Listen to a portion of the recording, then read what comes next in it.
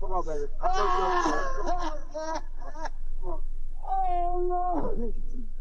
You can't imagine how somebody could actually do that to another person. When was the last time you talked to him? I ain't heard from him in 3 days.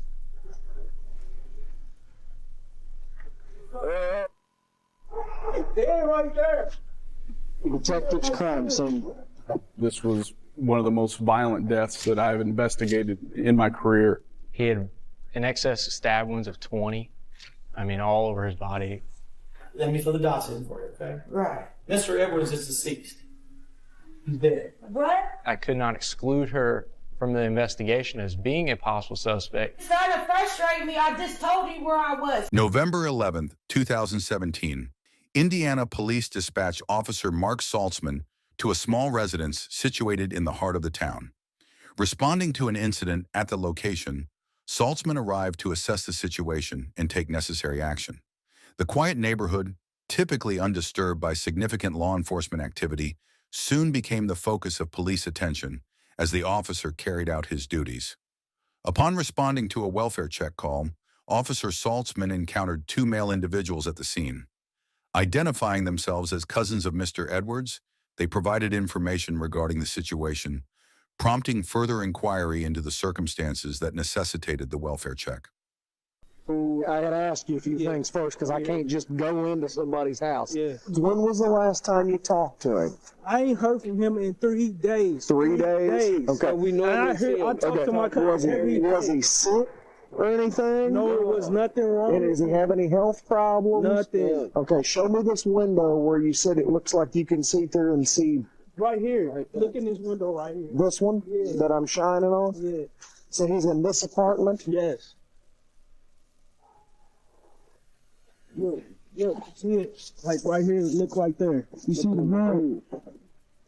Yep. So, upon noticing a significant amount of blood on the bed, it became immediately clear that if someone inside the residence was injured, the severity of their condition could be critical.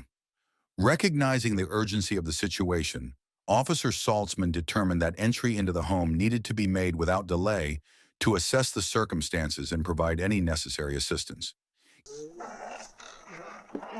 So he lives in B here? Yes. I've been knocking on the Hey, do you know, is there a landlord that would have a key? I don't know. I honestly don't know. He don't have his key. Okay, he doesn't. He lost his key. So okay. Yeah. All right. So go, you guys wait for me out there. Given the urgency of the situation, Officer Saltzman made the decision to forcibly enter the residence.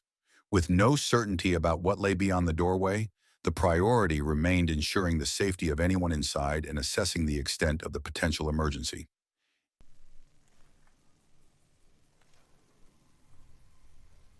Oh, shit. Go ahead and wait out there. Oh! Room 5. There, right? Detectives crime scene. In this instance, the situation unfolded into a scene that reflected the worst possible outcome. The discovery inside confirmed the gravity of the initial concerns, turning the response into a critical and urgent matter. Moments later, additional officers arrived at the scene to provide support. What's going on? Oh, they talked to him, his cousin, they talked to him every day. Hadn't talked to him in 3 days. I looked through the window there. There's blood on the bed. Okay. So I went ahead and breached the door, and he's laying right in front of the door. Look, his throat's cut. Fuck. Right here? Right inside that door.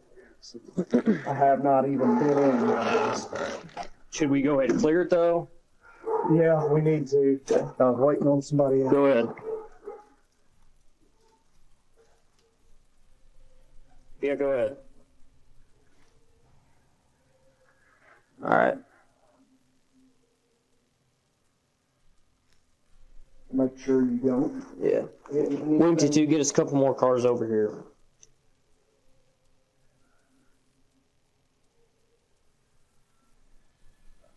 Okay. Grab this door since you got.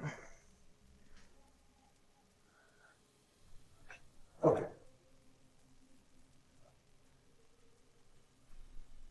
All right.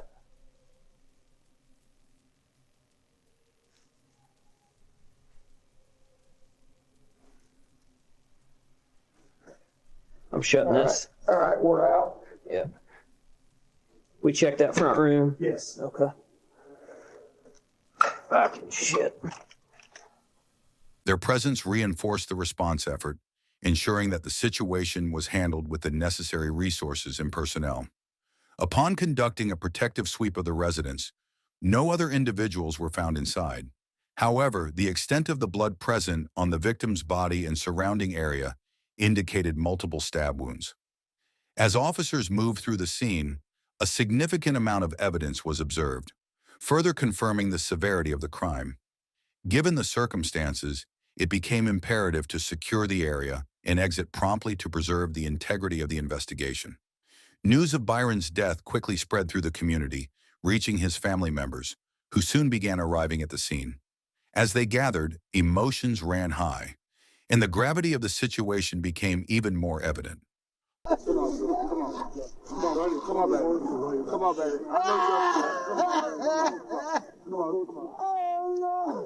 Law enforcement worked to manage the unfolding scene, balancing investigative procedures with the growing presence of grieving loved ones. Within a short period, a sizable crowd had gathered outside the crime scene.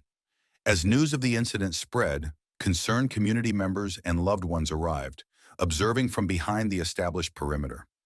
Law enforcement maintained control of the scene, ensuring that the investigation proceeded without interference while addressing the emotions and concerns of those assembled. The reaction of family members in such situations is always unpredictable. Emotions can range from overwhelming sorrow to intense anger or even chaotic distress.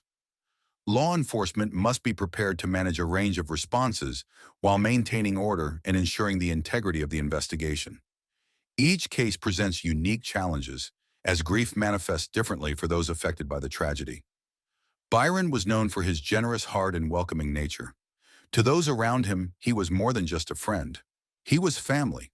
His home was a gathering place, a space where laughter and companionship flourished. People trusted him, relied on him, and found comfort in his presence.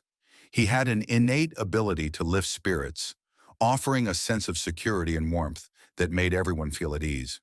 Whether in moments of joy or sorrow, Byron remained a constant source of support, always ready to brighten the darkest days with his infectious laughter. For those who loved him, the news of his passing was unimaginable.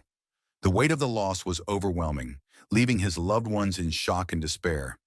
There was no way to undo what had happened, no solution to the pain. Overcome with grief, his brother collapsed in sorrow, struggling to process the reality of a world without Byron. The loss was not just personal, it was deeply felt by an entire community that had come to cherish the man who had brought so much light into their lives. The moment was shocking, almost unreal. It was the kind of news that seemed impossible to process, something the mind refused to accept. Even as the reality set in, it remained difficult to fully comprehend. The weight of the loss lingered, yet it still didn't feel real, like a moment suspended in disbelief, waiting for the truth to fully sink in. As Byron's family remained outside, grappling with their grief, officers inside the residence began the meticulous process of documenting the scene. Every detail was carefully examined, from the placement of evidence to the patterns of bloodstains, each element potentially holding crucial information about the events that had unfolded. Investigators worked methodically, ensuring that no detail was overlooked as they sought to piece together the circumstances surrounding Byron's tragic death. From an investigative standpoint, this crime scene stood out as one of the most disturbing encountered in a long time. The sheer amount of blood and the extent of the evidence indicated a savage and violent attack. The scene was not confined to a single area. Instead, signs of struggle were visible throughout the apartment, suggesting a prolonged and intense confrontation. The level of violence was undeniable, painting a grim picture of the events that had transpired within those walls. As investigators continued their search through the residence, they made an even more disturbing discovery. The bedroom door had been violently torn from its hinges, its broken pieces scattered across the floor and completely covered in blood, further evidence of the intensity of the struggle that had taken place. Inside the bedroom, investigators recovered a cell phone and a firearm, both believed to have belonged to Byron. However, beyond the obvious signs of violence, additional evidence suggested an attempt to alter the scene. Among the items collected were a spray bottle and a glove, indicating the possibility that someone had tried to clean up after the incident. Meanwhile, outside the residence, detectives engaged with family members, including Byron's sister Ashley, as they worked to gather information that could provide insight into the events leading up to the tragedy. So what all happened tonight? I mean, how'd you hear about it? So my cousin called and told us, and he's been calling us, asking us was he with us because he hasn't seen him. Okay. And we were like, no. He's like, well, his lights and stuff are off at his home. That's not like him. Even if he's gone, he never leaves his lights off. But when did he move? Why did he move out? I mean, did he move out from Eden, from your mom? Yeah, he ended up getting his own place. Does he ever leave any of them unlocked, like the window unlocked or the door unlocked? Now, you can't think if you haven't heard anything. No. The reason I ask is a lot of times people talk. Yeah. Correct? I mean, people talk. Yeah. And I mean, we're all pretty close, and I just talked to my cousins, and they're all just like, they just was worried about him because they haven't heard. It's not normal for us not to hear from Byron. Yeah. It's not normal for any of us not to hear from each other because we're pretty close. Okay.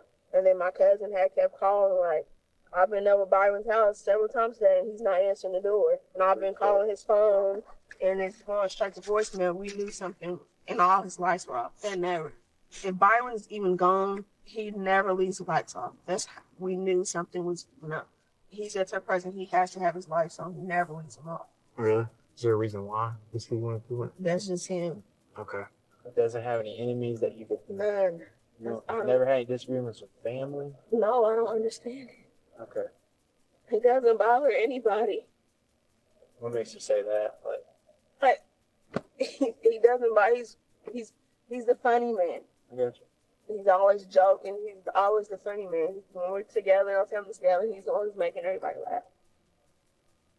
We're thinking about tonight, but there's nobody that you would think of. Nobody. Ashley informed investigators that several neighbors had mentioned seeing a woman named Inns at Byron's house just days before the incident. This information introduced a potential lead, prompting detectives to look further into Inns's connection to Byron and whether she might have played a role in the events leading up to his death. Investigators began working to verify these claims, speaking with neighbors and gathering any available evidence that could shed light on her presence at the residence. Inns quickly became a crucial figure in the investigation, as there were no other significant leads at that point. Detectives aimed to determine whether she had recently interacted with Byron before his death, or if she could have been the last person to see him alive. Establishing her whereabouts and any potential involvement became a priority, as investigators sought to uncover critical details that could provide clarity on the events leading up to the crime. As detectives worked tirelessly to provide answers for Byron's grieving family, the preliminary autopsy results arrived the following day, revealing the horrifying extent of his injuries. Byron had suffered over 20 stab wounds. His throat was slit, and he bore lacerations on his face as well as puncture wounds across his chest, back, and neck. The sheer viciousness of the attack marked this as one of the most violent deaths the investigators had encountered in their careers. The number and nature of Byron's injuries indicated that the perpetrator was not only violent, but also filled with rage. This level of savagery suggested a deeply personal motive, leading detectives to consider whether a past conflict or feud could have sparked such extreme violence. The thought of someone inflicting this kind of suffering on another person was nearly unfathomable, even to seasoned detectives accustomed to encountering death. The intensity of the attack raised serious concerns for public safety, emphasizing the urgency of identifying and apprehending the responsible individual. Detectives then shifted their focus to locating Inns, the woman who had been seen at Byron's house shortly before his murder. With limited leads, she became a key person of interest in the case. Once found, Inns was brought in for questioning at the station, where investigators sought to determine what she knew about Byron's final days and whether she had any involvement in the crime. I'm Detective Melton. What's up? Obviously, you've been talking to Detective Dean here. Are you thirstier than you good? Oh, you got cold? Okay, good. Can I sit in here with you real quick? Yeah. Blake, you mind if I sit there for you, buddy, so I can do some writing? I didn't mean to interrupt your conversation, but What are we in my hair for? well, let me ask you something. What do you think you're here for? I don't know why. Okay, I want to talk to you about a guy named Byron Lee Edwards. What do you know of Byron Edwards? What does he look like? I don't know. This gentleman right here. Oh, I know him. Yeah, how do you? Okay, what do you call him? I call him Vito. Her statements would prove critical in piecing together the events leading up to his death. During the interview, detectives encountered a new piece of information. They heard the nickname "Be Up" for the first time. Prior to this, investigators were unaware that Byron went by this name, prompting them to explore whether it held any significance in the case. This detail added another layer to the investigation, raising questions about who might have known him by that name and whether it could lead to new connections or suspects. Okay, tell me about it. What do you know about it? So, like, I guess B-Dub lives around Franklin. Well, he does live around a whole bunch of other people. Okay. When did you last see Mr. Edwards? Byron Edwards. B-Dub. Okay, B-Dub. The last time I saw B-Dub, I called him on the phone to see what he was doing. So I went over there. When was that? That was probably 2 days before his birthday. Whatever day his birthday is, it was like 2 days before his birthday. Okay. So he was his birthday's on the 3rd of November. So you're saying before that? Yeah, no, it was the 3rd of November. Her timeline, she says that she hadn't seen him since his birthday. During questioning, Inns provided a timeline of her interactions with Byron, stating that she had not seen him since his birthday, which was weeks before his death. However, this directly contradicted information obtained at the crime scene, where multiple sources indicated that she was one of the women present at Byron's home shortly before he was last seen alive. Okay. So this is real important. I've asked him this question because your name has come up on something, okay? Okay. 3 different people told me you were there around midnight, Monday night, going in Tuesday morning. Okay. Well, I can't worry about what those people say. I wasn't there. Let me fill the dots in for you, okay? Right. Mr. Edwards is deceased. He's dead. What? This guy's dead. What? He's dead. Dead. He's dead. He's been found deceased tonight. That's why we're talking. Now, listen to me a second, okay? Oh my God, that's so scary. Oh my God. Now. No, hold on. Be quiet. Okay. Be quiet. The inconsistency in her statement raised suspicion, prompting detectives to scrutinize her account further and determine whether she was withholding crucial details about the events leading up to his murder. Upon hearing the news of Byron's death, Inns became visibly upset. However, despite her emotional reaction, investigators still needed more information to verify her statements and clarify any inconsistencies in her account. In an effort to establish her whereabouts at the time of the crime, detectives asked Inns where she had been on Monday night, the night Byron was killed. Her response would be critical in determining whether she had any involvement or knowledge of the events leading up to his murder. Monday night, I worked on Monday night. So we can verify that? Yeah, you can verify. Okay, that. all right.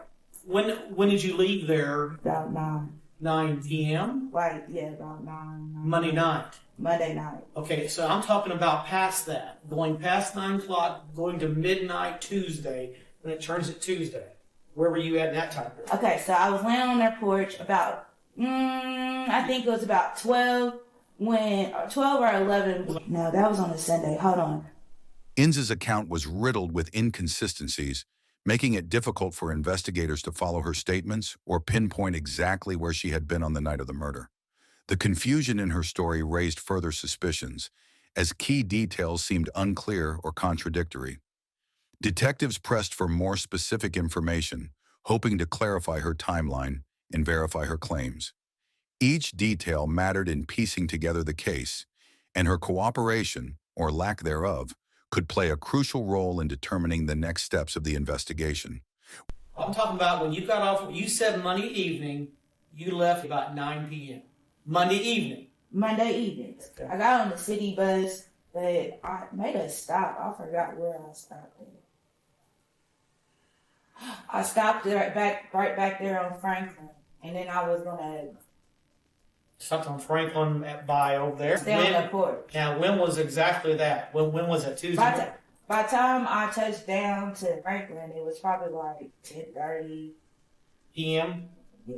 Is this still Monday evening? No. It's Tuesday, going into Tuesday next. Okay, don't try to confuse me. I'm not trying. Because I'm I wasn't nowhere around that motherfucking shit. We're just he's trying to get like he okay. said. You're saying you didn't do it. We got to know where. I don't care about. We're just straight your whereabouts. I'm really starting to get mad. No, don't get mad. Yeah, this is really starting to piss me off. Like, cause don't talk to me like that. Really pisses my defense up. Don't talk to me like woman. You talking about nighttime? No, you heard exactly what I said during the daytime. Don't twist nothing I said. Inez, hear me out. We went to this scene to do our investigation. Your name was brought up. We're talking about that night. We're not trying to go back to Sunday. We're talking about Monday night after you got off of work. We're not questioning. We're not saying you're lying. What we're doing is just trying to build up. If you have an alibi, if you were somewhere, that's what we need to know. We need to know who you're with. I know how that goes. But you're getting frustrated. Because it's starting to frustrate me. I just told you where I was. While interviewing Inns, it became evident that she was growing increasingly agitated and fatigued. This shift in demeanor presented challenges for investigators, as frustration and exhaustion can often cloud a person's statements, making it more difficult to discern the truth. Detectives remained focused on extracting clear and accurate information, aware that inconsistencies or gaps in her account could either be a result of genuine confusion or an attempt to conceal crucial details about Byron's murder. My code. Yeah, you can look through my phone. I don't give a fuck about that. I'm really ready to leave. I know. I'm starting to get mad. I don't think you concerned about B-Dub. That's really sad about B-Dub. Yeah. But I'm concerned about with my name when I'm nowhere around B-Dub. Ain't been nowhere around B-Dub, just that one. Let me tell you something. It doesn't matter. If we go to a scene like that and a name gets thrown out, you better believe we're going to talk to him. It's nothing personal against you. I think you're a good person. Inns's shifting and unclear statements about her whereabouts made it difficult for investigators to track her movements on the night of the murder. Due to these inconsistencies, detectives sought access to her phone, which could provide a more definitive account of her location through call logs, messages, and GPS data. Verifying her alibi was a critical step in either ruling her out as a suspect or uncovering potential connections to the crime. The goal was to clarify where she had been that night and determine whether her statements aligned with the evidence. So I'm going to try to get back to you soon. I want to make sure there's nothing pertinent towards what happened to Byron. I don't care about none of that stuff either, but you can't keep my phone. I'm not trying to keep your phone. It was understandable that someone would be upset when law enforcement had to seize their personal property, particularly a phone. However, from an investigative standpoint, the device was a crucial piece of potential evidence that could not be allowed to leave the building unchecked. In cases like this, securing such evidence was essential to ensuring a thorough and accurate investigation. Detectives had to prioritize uncovering the truth, even if it meant making difficult decisions that might cause frustration or resistance from those involved. Then you'll get your phone back. Man, I need my phone. Well, you're not getting your phone tonight. That's why, until I can rule you out, this is a homicide. And I'm not going to let a phone go when people are putting you on scene in about the time that he was killed, and I can't rule you out completely. My phone is not going to tell you whether I was or not. I just told you. A phone can put you at a place. A phone will track you. Yes, it will. And here's the thing. Until I rule you out on this, you're not getting your phone back. If your phone has nothing to do with this and you're not my person, I don't give a damn. I'll give you your phone. I don't care about your phone. I need my phone. But you're not getting your phone. You're getting a piece of paper tonight. So whether you like it or not, you can leave it here or you can take it with you. Until that, you're not getting your phone. At that point, At that stage of the investigation, Inns could not be ruled out as a possible suspect.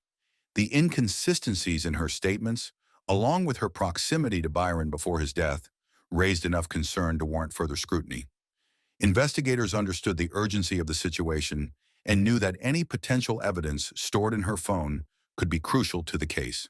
Acting swiftly, they prioritized analyzing the device, hoping it would provide definitive answers about her whereabouts and any possible connections to the crime.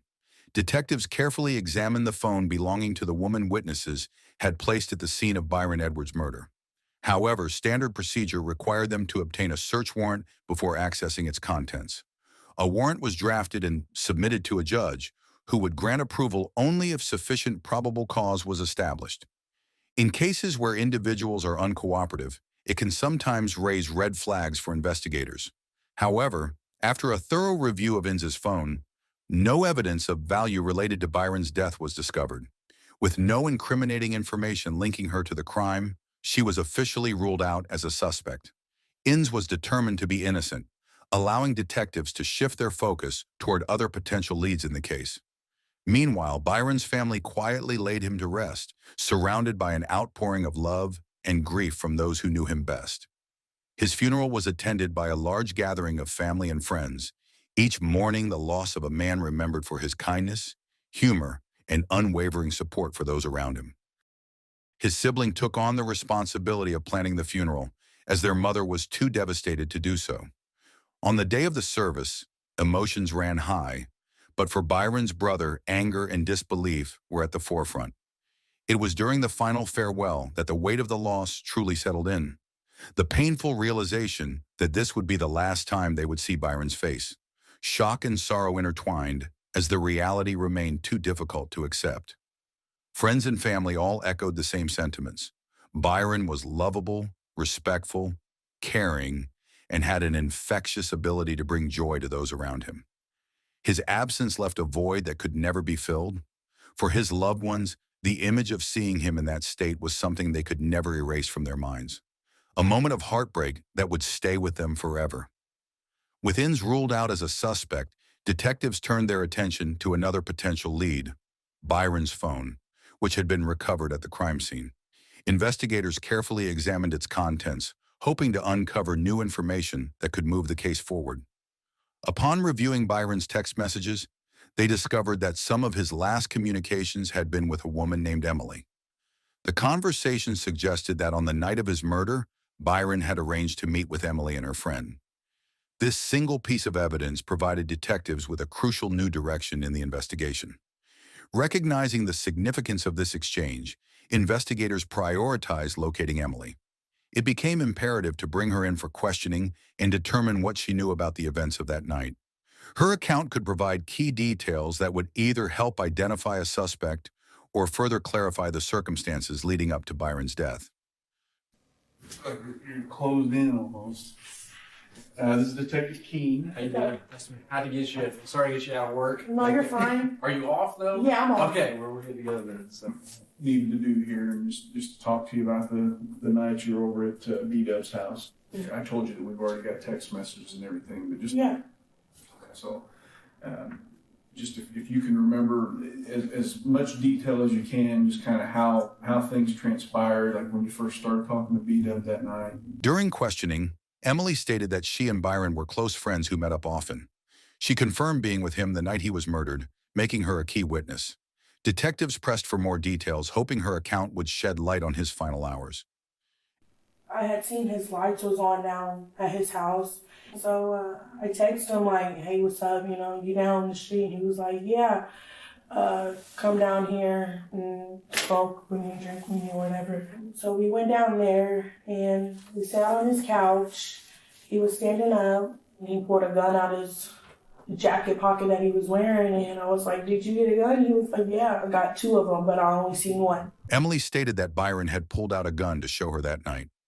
Investigators later presented her with a photo of the firearm recovered at the scene, and she confirmed it was the same one he had displayed. Her confirmation placed her at the scene, further solidifying her connection to the events of that night. So were you by yourself then? You didn't? No, I was still with her. Okay. When I first went down there, I took her with me. We went down there together. I think nobody else was there but you three, right? So Me three. Emily went on to explain that at some point during the evening, she and her friend decided to leave. This detail raised further questions for investigators, as they needed to determine what happened after their departure and who else may have been present when Byron was killed. And then I told B-Dub I'm about to catch a cab, and after that I didn't go back. However, Emily mentioned that something strange happened before she and her friend left. Investigators pressed for details, knowing that whatever she witnessed could be crucial in understanding the events leading up to Byron's murder. Somebody had knocked on the door, and he was like, "Who is it?" And then he opened it and cracked it, and it was the light-skinned guy. He was standing up, and the light-skinned guy came in and sat down. No, I don't know him. I don't know who he is. Can you describe this light-skinned guy to me as far as like anything, any features you can remember? I mean, I'm talking hair color, eye color. I mean, just everything you can remember from this guy.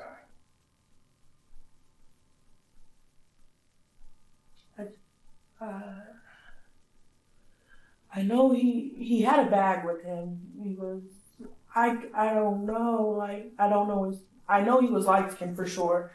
I think he might have had dark hair, dark brown hair maybe. Emily revealed that even after she and her friend left, Byron continued texting her well into the night. This detail caught investigators' attention, as it suggested he was still alive during that time. Detectives examined the messages closely, hoping they would provide clues about his final moments or indicate if he had met with anyone else before his death. Rita blew my phone up asking me to come back, but I wasn't interested, so I didn't go back. And then he blew my phone up till like 4 o'clock in the morning. Yeah. You asked who you're with. Yeah. And that's pretty late. It's like 2:40, and then he said the same person with me you left. So same person that was with him when I left, which was that light skin one. Based on these texts, detectives believe that the person Byron was messaging could have been the last to see him alive. The conversation provided crucial time frames, helping investigators establish when Byron was with certain individuals and when they parted ways. This thread of messages became a key piece of evidence, offering a timeline that could lead them closer to identifying who was responsible for his murder. Emily told investigators that Byron had mentioned a light-skinned male, identifying him as the brother of a woman who lived behind him. Detectives recalled hearing her name earlier in the investigation, as she resided in the same building, her apartment labeled A, while Byron lived in B. Notably, she had been present at the scene on the night of the murder, making her a potential link to the case. This new connection raised further questions about her involvement and whether her brother could have played a role in Byron's death. Using the name provided, detectives quickly identified the man they were looking for as Elijah Johnson. Their investigation revealed that he was already incarcerated at the Vanderburgh County Jail for a separate incident in which he had attacked a woman with a knife. This discovery raised immediate concerns, as the nature of that crime bore similarities to Byron's murder. With this new lead, investigators began to focus on Elijah as a potential suspect, suspecting that he might have played a role in Byron's homicide. Detectives brought Emily back in for further questioning and presented her with a photo lineup to confirm the identity of the man she had met that night. They needed to ensure they were investigating the right person and wanted definitive confirmation that the individual she saw was indeed Elijah Johnson. By having her identify him from the lineup, investigators aimed to solidify the connection between Elijah and Byron's murder, strengthening their case against him. Well, I've got a picture here, and this is going to be of several people, okay? And all I ask you to do is, if you recognize the guy that you saw that night, if you could circle it for me and then just put your initials by there, if you recognize any of these people on here as being there that night. Wow.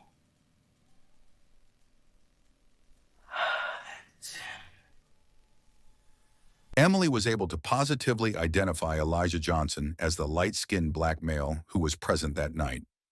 The moment her eyes landed on his photo, investigators noticed a visible change in her demeanor. A wave of fear seemed to wash over her. It was clear that seeing his face again had a strong emotional impact, as if she was processing the possibility that Elijah had been involved in Byron's murder. Her reaction only reinforced detectives' suspicions, pushing them to dig deeper into his connection to the crime. After confirming Elijah Johnson's identity, police had him brought in from Vanderburgh County Jail for questioning. Investigators aimed to uncover his connection to Byron's murder and determine his role in the crime. Motherfuckers don't listen. God damn. And who the fuck is this new asshole? Man.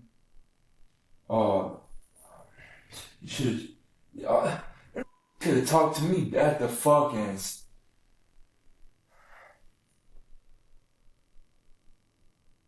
Such bullshit. Such bullshit.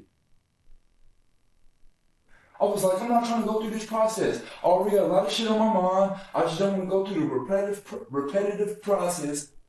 I'm fucking hungry now. It just pissed me the fuck off. Once Elijah was brought to headquarters, he began talking to himself and making spontaneous statements, raising concerns for investigators. His behavior suggested possible hostility and agitation, which could make it difficult to uncover the truth. Detectives knew they needed to keep the interview under control and emphasized that having a direct conversation about the events of that night was crucial to getting answers. Detectives began the interrogation by asking Elijah if he had been at Byron's house on the night of his death. Hey, Elijah. This is Detective McCormick. Hey, man, nice to meet you. I showed up, and it was just him and the two females. They were already there when you got there? Yeah, the females were already there. Okay. They were sitting there talking about what they were going to do next, the next move, and they ended up leaving. I was there for maybe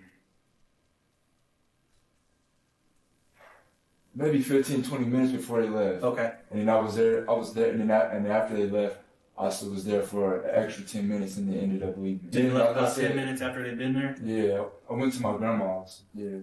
Did you know the two girls that worked at Byron's apartment? No. Know them by nickname or anything? No, I've never seen them girls before. They needed to establish his presence at the scene and determine whether he would confirm or deny any involvement. His response could either provide critical insights or further raise suspicions about his role in the crime. As the interrogation continued, it became clear that Elijah was lying. His inconsistent statements and evasive answers only strengthened investigators' belief that they had the right person in front of them. With each contradiction, their confidence grew that Elijah was directly involved in Byron's murder, pushing them to press harder for the truth. The thing you have to understand is when I'm looking at the evidence that I'm seeing, there's no doubt about it. You lied to me. What am I lying to you about? Well, you told me that you were there for a little bit. You were there for much longer than that. No, I was not. No, I was not. You mentioned. What is your point for a long time? What is your point for a long time? Like hours? Yeah. No, I was not over there for no hours. The thing about it is, man, you have to understand, we have cell phone records, okay? We know who Byron was texting. We know what he was saying, and he said you were there. Just take me back, man. This is just crazy, man. Just listen to what I got to say. All right, go ahead. You try to attack you or something? You guys get to arguing, beefing over something? He come at you, put you in a position where you had to do something, save your life. These are things we need to know. I mean, it's important, man. Yeah, we can't just like keep going on wondering. And this is where you get to tell your story, okay? Detectives carefully navigated the interrogation, avoiding leading Elijah toward a specific defense while still allowing him the opportunity to explain his actions. If he believed he had acted out of fear or self-defense, investigators wanted him to feel comfortable enough to admit it. Without directly suggesting a motive, they subtly encouraged him to share his side of the story, hoping to draw out the truth about what really happened that night. So did you guys get into it? No. Would you have been beefing about anything? No. You know, me and him had no problems. But something happened, man. Something happened. No, there's not nothing that happened between me and him. What are y'all trying to say? We know what happened, but the why is the important part for you because there's a reason behind it. And sometimes that reason tells the whole story, okay? It provides an explanation. All right, y'all want to know the truth? We do, man. We need to know. At that apartment. You know, the argument broke out. Between you and Byron? Yep. Yeah. He about to grab a weapon. I don't know what it was. I seen him reaching down. I already had my knife on me. And that's what happened. But, you know, I need to hear your story that Because I mean, there's pieces that I have that tell me facts, and I need to make sure you're being honest with me. Just because we've had issues before, okay? Let me stand up here. Yep, that's a bite mark right there. Okay. From where Byron bit you? Yep. And right During the attack? during the attack, yeah. Okay. Yeah, go ahead and pop a seat there, man. And then that's where I cut myself During the attack? during the attack. With your own knife? Yeah. What kind of knife was it? It was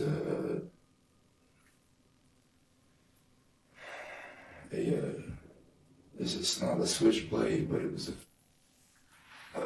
like a Folder? A folder, yeah. Okay. Okay, so it would fold up and then open up like that. Now, at this point, I want to ask a question. Where were you guys at when you were arguing? We started off in his bedroom. Okay, so you're arguing in the bedroom initially. Okay, Yeah. go ahead. I'm sorry. Well, when he was going, I think it was something by his bed. I don't know what the fuck it was, or under his bed. You know what I'm saying? But anyways, he goes in, he's going by his bed, and as soon as he does that, I stick him right here. Okay. I stick him right here. So, which side of the bed? If you're We're so we're- say we're this on is the right Byron's side. door from the living room, We're on and the his right bed is right here, and he's on the bed. Is he sitting up or is he laying?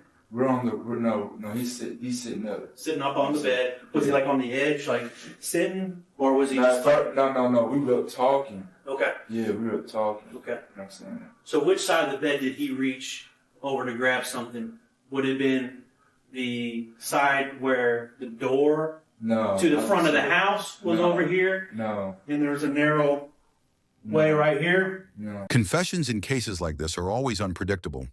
Investigators never know exactly when a suspect will reach the breaking point, the moment they decide that the weight of their actions is too much to bear.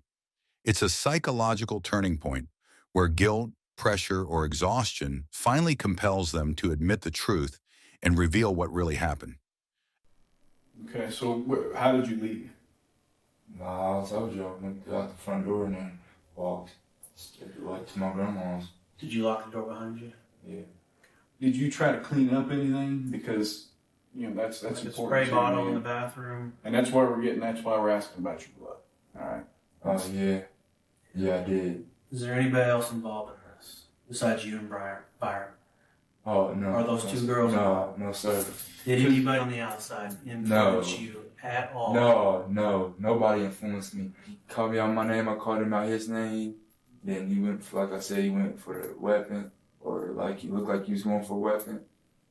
You know what I'm saying? Mm-hmm. Well, man, I appreciate you being honest with us. Elijah claimed that the killing was an act of self-defense. He stated that Byron reached for the gun, prompting him to react in fear. According to Elijah, he believed he was about to be attacked and took action to defend himself. Detectives listened carefully, analyzing his statements to determine whether his version of events aligned with the evidence found at the crime scene. After reviewing the evidence, detectives disagreed with Elijah's self-defense claim. In his interview, he clarified that he had come up behind Byron and stabbed him. The autopsy revealed puncture wounds all over Byron's body, both front and back.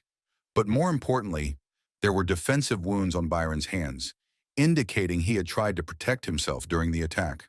Elijah also admitted to cleaning up the crime scene, detailing how he used a spray bottle and rubber gloves. Given these facts, the evidence did not support his self-defense narrative, and detectives grew more convinced that the attack was premeditated.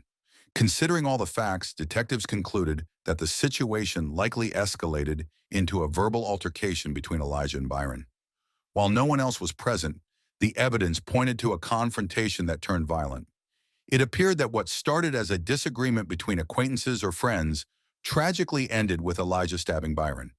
The presence of defensive wounds and the effort to clean up the scene suggested that the incident was not a random act of self-defense, but rather a violent dispute that spiraled out of control.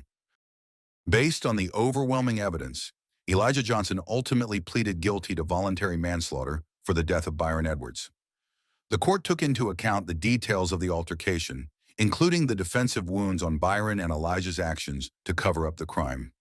Elijah was sentenced to 29 years in prison, bringing some measure of justice to Byron's family and closing a chapter in a case marked by violence and tragedy.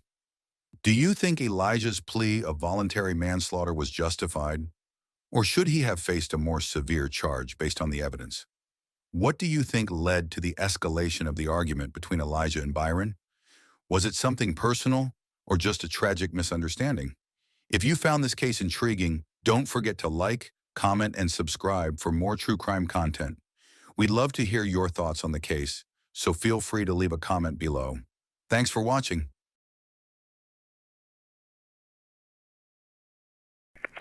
Cut this branch so it doesn't fall on the body. Yeah, but this poor person's been out a while. Basic crimes is notified. They're 51. Can you contact forensics? A little graphic, so. Trust me, I'm a cop. It's not a big deal. He broke in the window just about an hour ago. You were telling me with a knife. I'm like freaking out. I sleep with a knife under my pillow. To think that another human being would do this to a person was very disturbing. April 7th, 2016. Woman call 911. In Newport Richey's North End, a woman discovered what she believed to be a dead man in a wooded area and alerted authorities. Pasco County Sheriff's Deputy Matthew Adamo promptly responded to the call. Deputies initially believed they were responding to a routine death investigation involving a deceased homeless man in the woods. Upon arriving at the scene, Deputy Adamo activated his body-worn camera, unaware of the shocking discovery he was about to encounter. Officers immediately spoke with the 911 caller upon arrival at the scene. How long ago did you find it? Right as the project. As you called? Yeah. Okay. The woman informed officers that the remains were located near a shopping mall adjacent to a mobile home community. To preserve the scene, officers typically establish a perimeter encompassing the entire area. An outer perimeter secures the broader surroundings, while a smaller inner perimeter is often set up to focus on critical aspects of the crime scene. Investigators summoned a CSI team to process the scene and began searching for potential witnesses. The urgency of canvassing lies in securing surveillance footage before it's overwritten and identifying witnesses while they are still in the area and their recollections are fresh. Deputies began their investigation by canvassing the nearby neighborhood residences. One of the challenges during a neighborhood canvass is engaging with witnesses or finding individuals willing to share information. I guess I'll start out with you first. We're conducting a death investigation. Right here in this wood line, there's a badly decomposed body that was just found. Is that what's stinking back there? I'm telling you, that smells some bad back there. It's probably the dead body. It looks to be about 2 weeks old. A white male, and he's got a red shopping cart next to him. About 3 weeks ago, I seen there was a white male back there. He had brought like food and got a shopping cart. Did he say anything to you at all?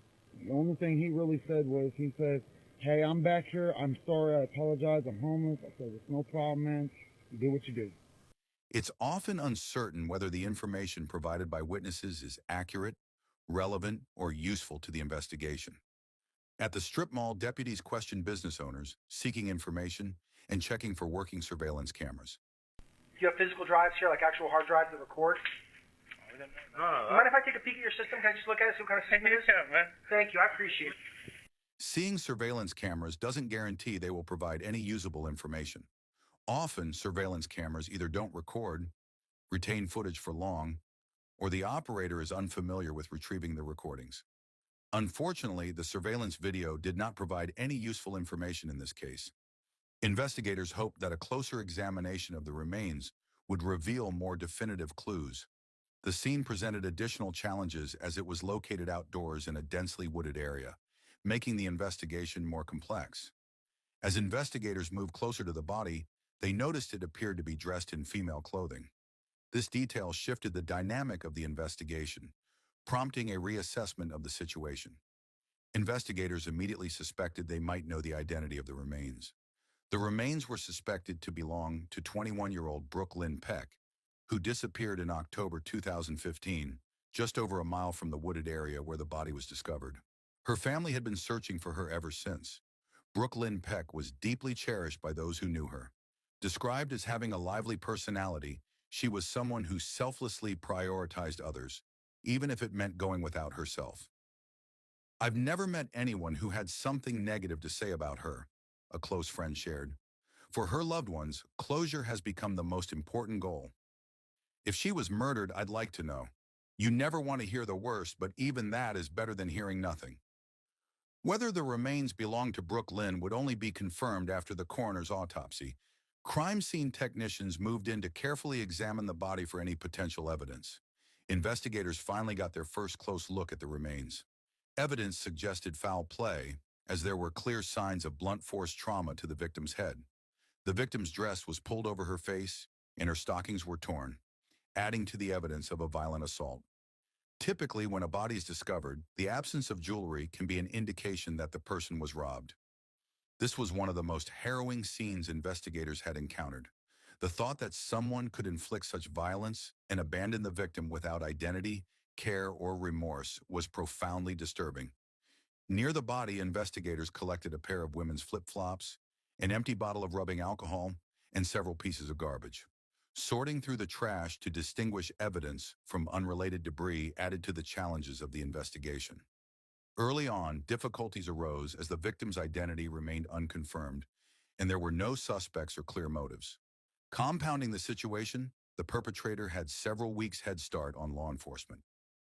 Pasco County, Florida deputies suspected the remains might belong to 21-year-old Brooke Lynn Peck, who had vanished just over a mile from the crime scene. Brooke Lynn had been reported missing to the Newport Richey Police Department. When we were first contacted about the body found west of Highway 19, they told us it might be her, but not to get our hopes up, a family member recalled. At that point, I was prepared for whatever the truth might be. At the crime scene, investigators uncovered troubling signs of sexual assault, further deepening the gravity of the case. The positioning of the body appeared unnatural. Her dress was pulled over her head, and her legs were arranged in a V shape, a deliberate pose consistent with evidence of sexual battery. It was clear she had not positioned herself this way. The medical examiner confirmed that the cause of death was blunt force trauma to the head. Despite the body's deteriorated condition, investigators were able to retrieve fingerprints, which would be used to confirm the victim's identity. Investigators also discovered traces of DNA at the scene, believed to have been left by the killer, providing a crucial lead in the case. Corporal Joseph Iapollo of the Newport Richey Police Department had been handling Brooke Lynn Peck's missing person case. While Brooke Lynn led a high-risk lifestyle and had a difficult upbringing, it was unusual for her to go more than a couple of days without contacting family or friends. Her aunt initiated the missing person report, prompting Corporal Iapollo to dig deeply into her case. No detail was too small, he noted, as he asked family and friends about her lifestyle and regular hangouts. Given the proximity of the body to areas Brooke Lynn often frequented, investigators believed there was a strong possibility the remains belonged to her. With the case now classified as a homicide, detectives meticulously reviewed Brooke Lynn's missing person file. One detail stood out, a unique physical characteristic. Brooke Lynn was missing the tip of her left pointer finger. This critical information was shared with the medical examiner's office. However, upon examination, the victim found in the woods had all fingers intact, raising doubts about the identity of the remains. At this point, investigators confirmed that the remains did not belong to Brooke Lynn Peck. The revelation brought a mix of emotions, relief that it wasn't her, but also sadness, as they had hoped this discovery would provide closure to her case. The search for answers continued, leaving her family in limbo once again. The lack of an identity for the victim left investigators scrambling to determine who she was and uncover the story behind the tragedy. Police reviewed their missing persons cases in search of a match for their unidentified Jane Doe. Almost immediately, they found a promising lead. The lead pointed to 52-year-old Judy Theos, who had been reported missing around March 14th, nearly a month before the body was discovered in the woods. Judy and I embarked on a road trip to Florida to visit a friend battling cancer. While I returned to Maine, Judy decided to stay behind to care for her. Judy and I were often mistaken for mother and daughter due to our 20-year age difference. But our bond was much deeper. We were like soul sisters. Before I left to head back north, I told her to be careful, not to take unnecessary risks, and to always watch her back. The medical examiner's office successfully obtained a fingerprint from the deceased, confirming that the remains belonged to Judy Theos. While one family found hope, another was left to face the depths of despair. I was in complete shock. Reality truly sank in when her sister told me that Judy's body had been found. Investigators needed to piece together Judy's final days and hours, uncovering where she had been and who she had been with before her murder. Her best friend Glenda Cook provided a crucial lead. Glenda had a voice message from Judy, offering a potential clue in the investigation. Investigators followed up by interviewing others connected to the case, and a name surfaced: Charlie. Judy had reportedly met an older man named Charlie at an acquaintance's house, and he was the last known person to see her alive. The only details they had were that Charlie was about 70 years old with a long white beard. Beyond that, they had no full name, address, or contact information. With little to go on, investigators found themselves starting from square one in their effort to identify and locate him. The search for Charlie took an unexpected turn when out of the blue he walked into the police station on his own. Charlie's decision to come to the sheriff's office was unexpected and raised suspicions. It was unclear whether he was trying to assist the investigation or if he had an ulterior motive, potentially trying to throw investigators off the trail.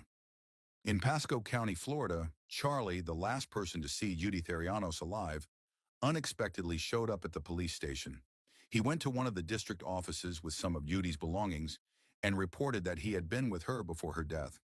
She said she had a catering job she was supposed to do, and I hadn't seen her since then, except for I talked to her on the phone, and she told me she'd meet me at Nico's for me to come pick her up. When I got there, she wasn't there.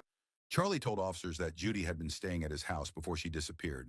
Charlie then claimed that he had called Judy, and she told him she was at a different restaurant and needed a ride. And I said, well, what's the name of it? Where's it at? I said, I come pick you up. And the phone went dead. And I said, oh. I tried to back and it went straight to voicemail. Charlie claimed that he called Judy repeatedly, but she never answered or returned his calls. He also said he brought some of Judy's belongings that she had left behind at his house. Jeff. So all she left were her boots, and then what else? There's a box. It's on the other side. Stuff here, I think it's all. And how about that box over there? Is that her stuff? Yeah. What's in there? I don't know. I never opened it. At that point, investigators were uncertain about Charlie's role in the case and whether he was involved in the investigation or merely a witness. Investigators were unsure whether Charlie was a suspect, a witness, or simply the last person to see Judy alive. Charlie insisted that he cared for Judy and showed officers text messages he had exchanged with her before she disappeared, hoping to demonstrate his involvement as a concerned person rather than a suspect. The officer on duty collected Judy's belongings from Charlie and carefully photographed each item as part of the investigation. When Charlie handed over some of Judy's property, it proved valuable in the investigation. It helped investigators gain insights into who Judy was and the places she may have visited, providing crucial context by going through her belongings. While Charlie claimed he had no idea what ultimately happened to Judy, detectives traced the last place she had called him from and began canvassing the area. The team split into groups. Some detectives focused on her known whereabouts, while others went to a nearby convenience store to gather video footage. They also concentrated on several other businesses in the area to collect additional evidence. Investigators hoped the surveillance footage would help them locate Judy and possibly identify her killer. However, reviewing all the video was a painstaking process that would require significant time and attention to detail. Meanwhile, back in Maine, Judy's friends and family gathered to say their final goodbyes to the woman whose life was tragically cut short by a demented killer. A memorial service was held for Judy, and it was an incredibly difficult day. Witnessing her mother mourn the loss of her daughter, along with the grief of the entire family, was heartbreaking. Even though Judy's body had not yet returned home, the sorrow felt by everyone present made it a profoundly emotional experience. In Pasco County, Florida, detectives hoped the surveillance video recovered from the area canvas would provide the answers they were seeking. They soon got a break. The first piece of footage they located showed Judy purchasing alcohol at a nearby convenience store, an area she was known to frequent. In the video, Judy was seen purchasing her items while accompanied by another person. Detectives began to wonder if this mystery man could be connected to Judy's murder. Now, my focus for the investigation is identifying who this person is with Judy, one detective remarked, as the search for the man in the footage became a key lead. Investigators searching for Judy Theos' killer received a new lead when they discovered the surveillance video of her with a male in the convenience store. At that point, they were unsure if he was responsible for her death or simply another acquaintance who might assist with the investigation. Whether he was a witness or a suspect, police urgently needed to find him.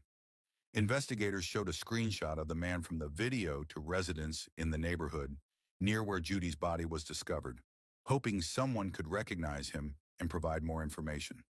Investigators received information about a man named Grizzly, who lived nearby in a mobile home park and was said to have known Judy. They went to speak with him, hoping he could provide any information that might assist with the investigation. Grizzly told detectives that he recognized the man with Judy in the surveillance footage. He also mentioned that he had let the man stay at his place for a few nights, providing a significant lead for the investigation. Grizzly claimed that the man was looking to get out of town, adding another layer of suspicion to his involvement in the case. Grizzly told detectives that the man had left behind a bag of clothes at his place. He handed the bag over to investigators, hoping it could provide more clues to help solve the case. Upon examining the clothes, investigators confirmed that they appeared to be the same shirt and backpack seen in the surveillance video of Judy and the man at the convenience store. Grizzly mentioned that the man had a twin brother named Jared, but had no further information on his identity. The clothes were sent to forensics for analysis. After speaking with Grizzly, as investigators were leaving, a man named Stefan approached and asked, "Hey, detective, can I talk to you about the IRS?" He gave a wink as he said it, leading the detective to believe Stefan wasn't referring to the IRS and likely had more relevant information to share. Well, you know where the dollar store is over there in the, liquor store? Yeah. I'm guessing it was about 6 p.m. And he walked with me to get cigarettes at the liquor store. We came out, and she was on the side of the dollar store, kind of leaning against the wall. I waved to her, and he goes, "Who's that?" And I said, "That's Judy." Stefan revealed to detectives that he knew both Judy and the man from the photo. He also shared a chilling account of a conversation he had with the man later that night, suggesting that he might have crucial information about the case. Stefan's account wasn't limited to just recognizing the man. He also revealed that the man had told him something unsettling during their conversation that night, adding a new and potentially important layer to the investigation. I guess he wanted to confide in me. He says, "Can I tell you something really bad that I did?" I said, "I guess, unless you kill him." "Yeah, that's what I'm talking about." And I panicked. I got up and I started pacing. "Oh my God." I was like, "Oh my God, oh my God, oh my God." "Yeah, how do you think I feel?" And I didn't want to hear no more. At that point, I was freaking out. And then he went on to say something about getting a rush from doing it. He said, "Yeah, I've been back to the spot 2 times with alcohol." And when he said alcohol, did he meant like drinking alcohol? Drinking alcohol. I got the feeling that he meant alcohol to clean, kind of like clean up or whatever. Like a peroxide type of a thing, like rubbing alcohol. Yeah. At the scene, investigators had found a bottle of rubbing alcohol, but at the time, its significance wasn't clear. Now it is understood that the man had used the rubbing alcohol to pour on Judy's body, likely in an attempt to conceal his identity by destroying any potential DNA evidence. Stefan admitted he was terrified that the man might turn on him next, fearing for his own safety after their unsettling conversation. Starting that night, I'm like freaking out. I couldn't sleep for days. I barricaded my door. I sleep with a knife under my pillow. I sleep with my phone right in my hand. How long have you known him for? When did you first meet him? About a week before he confided in me. So you have only known him for a short period of time. Let me stop you. I'm so sorry. When you say you and him, who was that? 10. Stefan was able to identify the man as Timothy Johnson, providing investigators with a crucial lead in the case. The identification of Timothy Johnson was a huge turning point for investigators, as it felt like they were getting closer to solving Judy's murder. A background check revealed an extensive criminal history. Johnson had been arrested multiple times in Florida for charges including aggravated battery, domestic battery, and 2 separate failures to appear in court. One of these aggravated assault arrests occurred just 3 weeks before Judy's body was discovered.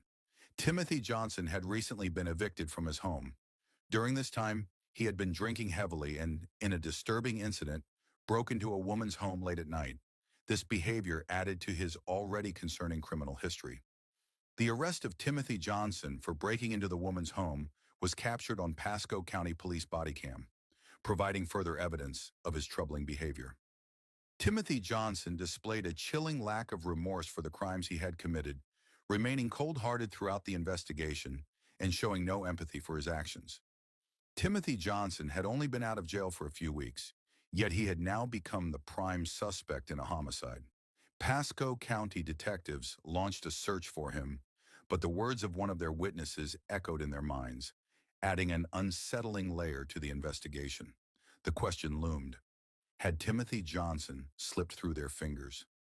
Despite their efforts, the detectives wondered if he had managed to evade capture once again.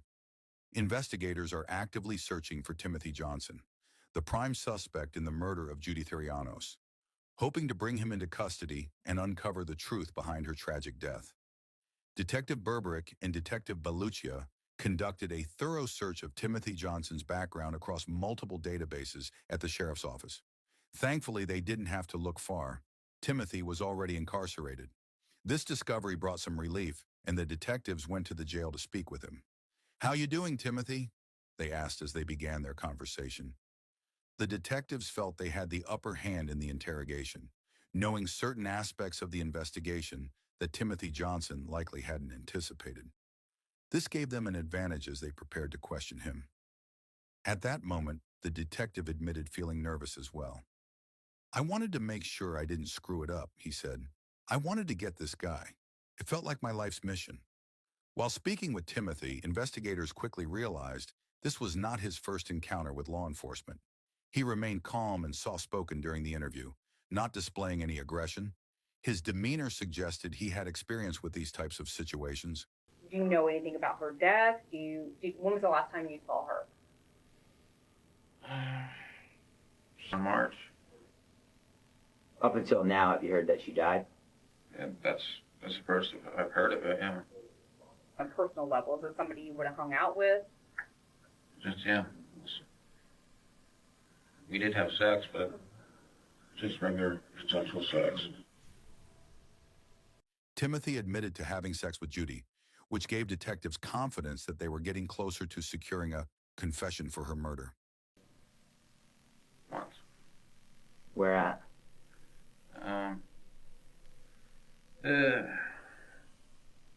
I remember being next to a dumpster. I remember that. What happened? I put her up against the dumpster. We had sex. Like after that, you guys hang out for a little while? We had sex. Went our separate ways. This admission marked a pivotal moment in the investigation. The detective was visibly frustrated, responding, "Come on, she may have been a free spirit, but she's not trash to where she's going to have sex on a dumpster. That's just stupid. It kind of made me mad. Don't criticize your victim like that." This emotional reaction underscored the detective's commitment to seeking justice for Judy. Johnson remained silent, but investigators didn't let up. They continued pressing him, determined to get to the truth and push for a confession. Well, I'm going to go ahead and cut to the chase because we know that you killed her. Okay? I tell you right now, we know that you killed her. So what can you tell us with regards to that? And here's where I'm at with this. I know that you're lying, obviously. We're trying to give you the opportunity to explain what happened, why it happened. We think that during your guys' consensual sex, and then it turned to the point where you killed her. I think it was an accident. That's really what I think. Am I allowed to have my lawyer present? If you want to, sure. At that point, Timothy Johnson shut down, recognizing when to stay silent. However, the detective managed to get him to admit to having sexual relations with Judy. As soon as he said that, I knew I had him, the detective reflected. Even though he hadn't confessed yet, deep down, my cop intuition told me it was him. Just as detectives were about to leave the jail, they received word that Johnson's cellmate had information about Judy's murder. This unexpected development gave the investigators a fresh lead, potentially moving the case forward without needing a confession from Johnson that day. The informant, Johnson's cellmate, told police that Johnson had confessed to him about the murder. We were sitting down talking, and he told me he was having sex with her. Okay. She wanted him to stop. He didn't want to stop. He said he choked her. She passed out. He said at that point he got scared. He pulled it. He hit her with some kind of board. According to the cellmate, Johnson admitted to killing Judy and provided chilling details about the crime. This information added crucial evidence to the case. The informant was able to provide investigators with specific details about the murder, including aspects of the crime that had not been made public. This crucial information further solidified their case against Timothy Johnson. The informant provided investigators with key details, including the location of the crime. He revealed that Johnson had sex with Judy near a dumpster and then left her body in the wooded area after the murder. Additionally, the informant stated that Timothy Johnson had taken Judy's debit card and used it at a restaurant, further implicating him in the crime. Investigators obtained CCTV footage from the restaurant, showing Timothy Johnson eating at the same time as the transaction on Judy's credit card. He appeared nonchalant, sitting calmly without any signs of panic or distress, as if nothing had happened. However, the informant went on to reveal that Johnson had returned to the scene of the crime after the murder, adding another troubling layer to the investigation. The detective reflected, saying, "During all of the investigations I've worked, I've never seen anything like this." The case had taken a disturbing and unexpected turn, leaving the investigators shaken by the brutal nature of the crime and Johnson's actions. The witness statements, along with the debit card transactions and surveillance video, provided investigators with everything they needed to move forward with the case. These crucial pieces of evidence solidified their case against Timothy Johnson. Based on the physical evidence and the testimony of his cellmate, Timothy Johnson was convicted of murdering Judy Theos. He was sentenced to life in prison, ensuring that he would face justice for the horrific crime. The detective acknowledged, "We always see the worst in humanity, so nothing really surprises me. This was sick and disturbing, but it wasn't something that I wasn't used to. Actually, that's a lie. I was impacted by it. I had nightmares not so much because of him, but because her last moments were truly terrible." The brutality of the crime left a lasting effect on the investigator, especially considering the pain Judy must have endured. The detective expressed, "I'm thankful and grateful to have closure, but my heart goes out to the families who don't have that. They're always wondering, holding on to hope that maybe their loved one will just reappear." The struggle for closure, especially in cases without resolution, left a deep impact on the detective's perspective. What do you think motivated Timothy Johnson to commit such a horrific crime? How important do you think the role of witness testimony is in solving cases like this? Thank you for watching. If you found this case as shocking and unsettling as we did, make sure to leave a like and comment below. Your thoughts and feedback are always appreciated. If you haven't already, don't forget to subscribe for more updates on true crime cases.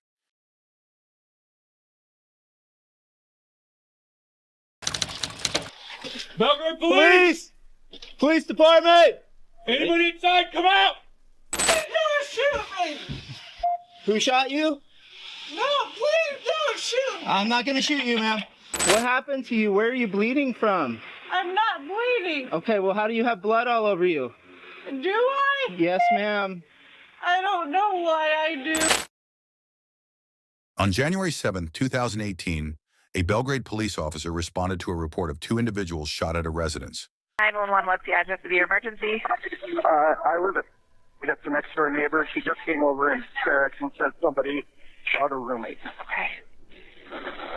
Did it just happen? Yeah, she said it just happened. She needs an ambulance in place. Okay. So the roommate Ashley is the one that's still alive. She is still alive? She said she is, yes. Okay, tell her to take a deep breath, okay? I'm going to ask you some questions. Is Ashley bleeding seriously? Was she bleeding seriously? Yes, she said yes. Okay. All right. All right. Do we know if Ashley's completely alert? No, I don't believe so. I mean, she just saw it and she just ran. The first responding officer arrived to find a third roommate outside who had called 911 from a neighbor's house. What's going on? I stayed at a friend's last night, and I just came in and I saw that my back door had been broken in, so I went to the back and I could see footsteps in the snow, so I ran up to my room to see if my roommate was okay. I have two roommates. Okay. One of them's dead, and the other one is in her room and she's still alive and she needs help, and I ran because I didn't know if he was still in the house. Okay, so you don't know if there's somebody else in the house? I don't think so, but I don't know. Okay. All right. Lauren looks like she's been in a while, and Ashley's asked me for help and I ran. Okay. Is this door open? Yes. So we have two people upstairs. Is that what you're telling me? Okay. Help, Ashley.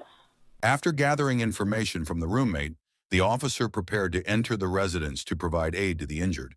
However, with no confirmation of the suspect's whereabouts, there was a concern for potential danger inside the home. What do we know? So roommate is next door. She said she came home, found the back door kicked in. Ma'am, I need you inside the building, okay? One apparent dead, one still alive. Officers decided to wait for backup to arrive before entering the residence, ensuring they could proceed safely and avoid a potential ambush by a suspect who might still be inside. She said this is open. I didn't see any footprints in the snow leading up here. So, you ready? Yep. Belgrade Police! Police Department! Anybody inside, come out! I'm going this way. Bye. I got stairwell. Police!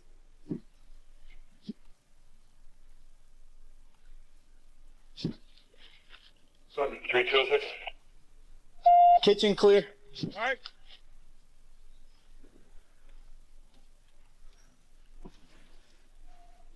Garage. Okay.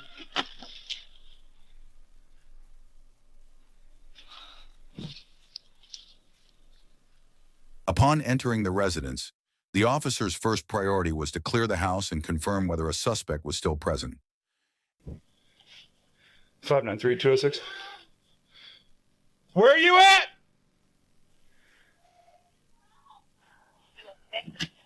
We're making entry right now. As they proceeded, officers heard the cries for help from an injured roommate located upstairs. How many people are inside? We're making entry.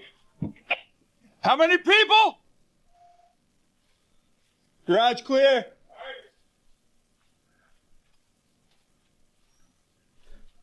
Up the stairs. We're coming. Belgrade Police, show me your hands. The doors on the left and right. Okay.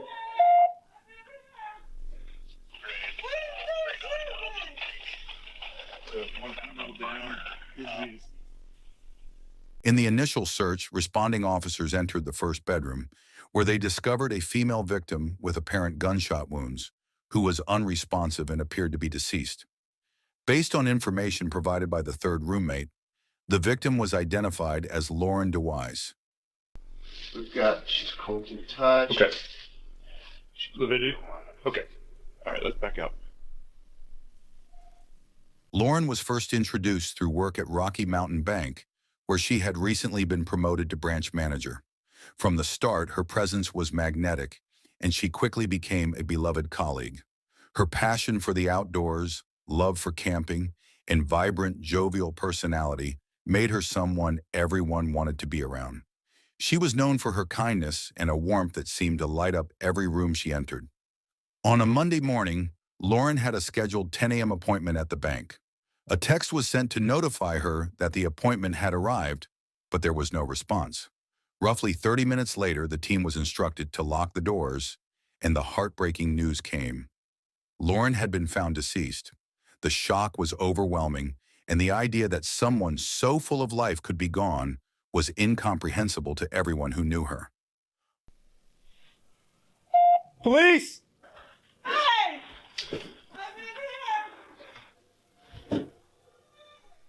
Officers proceeded to the second bedroom, guided by the sound of a female screaming for help. clearly in need of immediate assistance. Hello? Police? Please don't shoot me! Who shot you?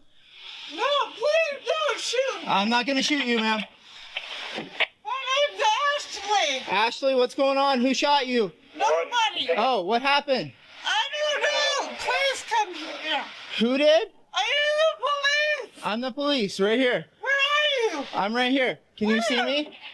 Where are you? I'm right here. Where? Situations like this are among the most challenging an officer can face, requiring a balance of urgency, caution, and composure in the face of uncertainty and distress. One deceased individual was found in one room, while an injured victim, surrounded by a significant amount of blood, was located in another. What happened to you? Where are you bleeding from? I'm not bleeding. Okay, well, how do you have blood all over you? Do I? Yes, ma'am. I don't know why I do. The injured victim was disoriented and unable to articulate what had happened or the extent of her injuries, making it challenging for officers to determine the best way to provide assistance. Show me your face there. I'm right here. Can you see me? No. Can you see anything? No. No? No. Okay. Please help me. We're gonna help you, okay? Please help me. We've got the medical people coming. Where do you hurt? I don't hurt anywhere. You don't hurt anywhere? No. The top priority in such situations is always the preservation of life. The officers quickly acted, moving Ashley out of the room to ensure her safety and provide immediate medical attention. Grab around the front. Yeah, we got a blanket. Ashley, we're gonna pick you up and we're gonna carry you down to the paramedics, okay? What are you doing, sir? We're gonna pick you up and carry you. Carry me there. Where are you carrying We're coming down. The scene was cleared hastily, leaving many corners and hidden areas unchecked in the urgency of the moment. Yeah, just as far as I can get to the door.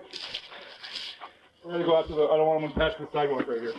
At that moment, the focus was solely on saving lives. Evidence and other concerns were set aside as the priority shifted entirely to saving her life.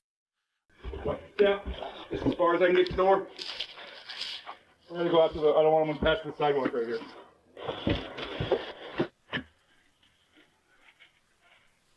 Who's the most senior paramedic? The following day, updates from the medical staff provided insight into Ashley's condition. She had sustained a substantial gunshot wound to the back of her head, along with multiple gunshot injuries across her body. Her condition was critical, and there were moments when her survival was uncertain. Eventually, the hospital informed investigators that Ashley had pulled through. This development allowed them to visit her and conduct an interview as part of their investigation. So obviously, you know, we're here to talk to you. Yes, I do. Yeah. Yes. And we're gonna have some questions, but mostly we just want to hear what you have to say. Okay. Just starting out, Yes. and I know this is kind of a tough question, but can you tell me, do you remember anything at all? When I got shot? Mm-hmm. No. No. I remember waking up in the hospital. I don't really remember actually waking up in the hospital. I remember kind of doing the I love you sign to my brother when I was, you know, obviously laying in the hospital bed. But no, I do not remember being shot at all. Or however many times they shot me. I think they got me in the shoulder, and I think in the elbow too. Obviously the head. Well, yeah, you're a lucky gal, but everything that I've heard so far is, you're a fighter. It's a miracle I'm alive. I thank God every day. Ashley recounted her initial experience after waking up in the ICU, describing it as a blur with little memory of the early moments. She reflected on the unimaginable anguish her family must have felt upon receiving the call about her being shot. Her parents, grappling with the fear of losing their daughter, and her siblings, uncertain about her fate. Despite the trauma, Ashley found comfort in the presence of her mother and brother Caleb, who remained by her side throughout her recovery. Coming to terms with her new reality was difficult, but she held on to her faith, believing that with God's support, she could overcome anything. There was hope and optimism that Ashley might be able to provide a statement and identify the shooter. Unfortunately, due to the severity of her head trauma, this was not possible. Understanding the potential for memory loss, investigators approached the interview prepared for the possibility that she might never recall the events. They devised a plan to gently guide her through the evening, aiming to jog her memory. During the conversation, Ashley shared what she could remember, including that she had gone out that night with her boyfriend, Ralph. So Saturday, this would have been before I got shot, obviously, the day before I got shot. We went to a place in Livingston. It was a hotel. And you said Ralph drove you home? Yes, he did. Can you tell me, do you remember anything from the drive home? I don't remember a whole lot, no. Maybe if you ask me a more specific question, I might be able to answer. I don't know. Do you remember any conversations that you guys were having?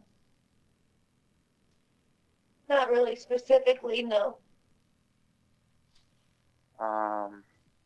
Going from when Ralph dropped you off, what's the last thing you remember that night? Really, the last thing I remember is I gave him a kiss goodnight and in the car, and he was like, "Okay, I'll watch you go and get inside," and I was like, "Of course you will." So then I went inside, I shut the door, obviously, and really from there on, I don't remember too much. Investigators needed to explore various scenarios to determine the nature of the incident. Questions arose. Were both individuals intended targets, or was one an unintended victim simply because they happened to be home? With Ashley still in a critical state of recovery and hospitalized, the priority was her well-being. To avoid causing further stress or complications, the interview was concluded at that point. Ashley reflected on the many questions that plagued her, especially wondering, why did this have to happen to me? She struggled with the reality of being shot and the trauma that followed. However, through the journey of healing, she came to realize that it wasn't her responsibility to understand all the reasons behind her suffering. Instead, she placed her trust in God, believing that no matter what happened, He would remain by her side and give her the strength to overcome anything. A line she now lives by has become a source of hope and resilience for her. What the enemy meant for evil, God will turn for good. At the crime scene, investigators collected several shell casings from a small caliber pistol, along with shoe prints in the snow around the yard. The footwear impressions were particularly notable, as they led from the front of the residence to the back door, which had clearly been kicked in by the assailant. Careful documentation of these impressions in the snow was conducted to preserve the evidence. Once collected, all items were sent to the lab for analysis, a process that could take days, weeks, or even months depending on the complexity and volume of tests required. As investigators delved deeper into Lauren's background, they discovered that she had been married to Paul DeWise and was in the process of seeking a divorce. The couple shared one daughter, while Paul also had 2 teenage children from a previous marriage. As details of their relationship emerged, it became evident that interviewing Paul DeWise would be a crucial next step in the investigation. Officers issued an attempt to locate alert for Paul and his vehicle, recognizing the potential danger he posed due to the involvement of weapons in the homicide. There was concern that, if confronted, he might resort to violence to evade capture or conceal crucial details of the case. The Belgrade Police Department ultimately located Paul near his residence and conducted a traffic stop to safely detain him. Okay,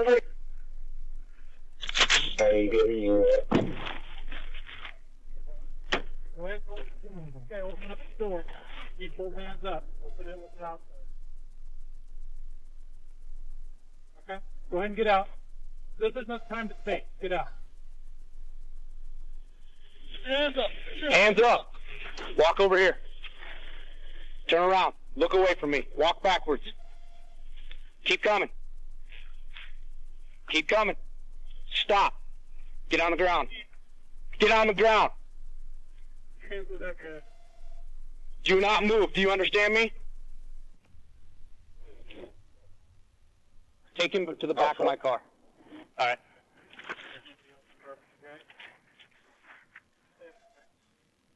Paul was ordered out of his vehicle and taken into custody without incident. He was then transported to the police station, where he was placed in an interview room.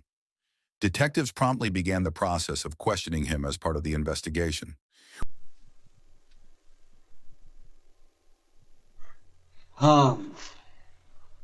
So the reason that I wanted to talk to you is there was some issues that happened over at Lauren's house this morning, and I just kind of wanted to touch base with you to see if you were over there at all, if kind of where you were this morning, that kind of thing. Well, someone broke into the back door of her place, and so we're trying to get all of the stuff together, and from what I understand, you guys were separated and working on a divorce, and that's kind of where we're at. Sure, right? Well, not really. She isn't. Well, the person that came in ended up shooting her. So she's dead? Yeah. So oh my God. So that's why we're talking to you, because you guys are going through a divorce, and from what I understand, and we need to kind of figure out what's going on. And so, absolutely anything that you can tell us that might give us a little clarity would be helpful, I think, for both of us. This is news to me. I don't know anything about it. Complete news, complete surprise. They told me when they picked me up they're investigating a homicide. I did not think there's some weird stuff's been happening since I've been at Bozeman. So I'm like, geez, Yeah. Well, let me just right off the bat. I understand Lauren, regardless of your relational issues. I understand. I love her. Lauren's very important to you. And I'm so sorry that you're going through this right now. When delivering a notification like this, there is an inherent uncertainty. At that moment, it's unclear whether the individual is a suspect or a grieving husband whose wife has just been murdered. Detectives must carefully navigate the situation, balancing investigative caution with empathy for someone who might be a victim. This approach helps establish rapport while allowing the truth to emerge. Can you tell me a little bit about how the separation has been going? It depends on who you ask. Like, for her, it's fine. For me, it's been really tough. Well, I want to know from you. I've had trouble dealing with it, During the conversation with Paul about his relationship with Lauren, he appeared visibly upset about the state of their marriage.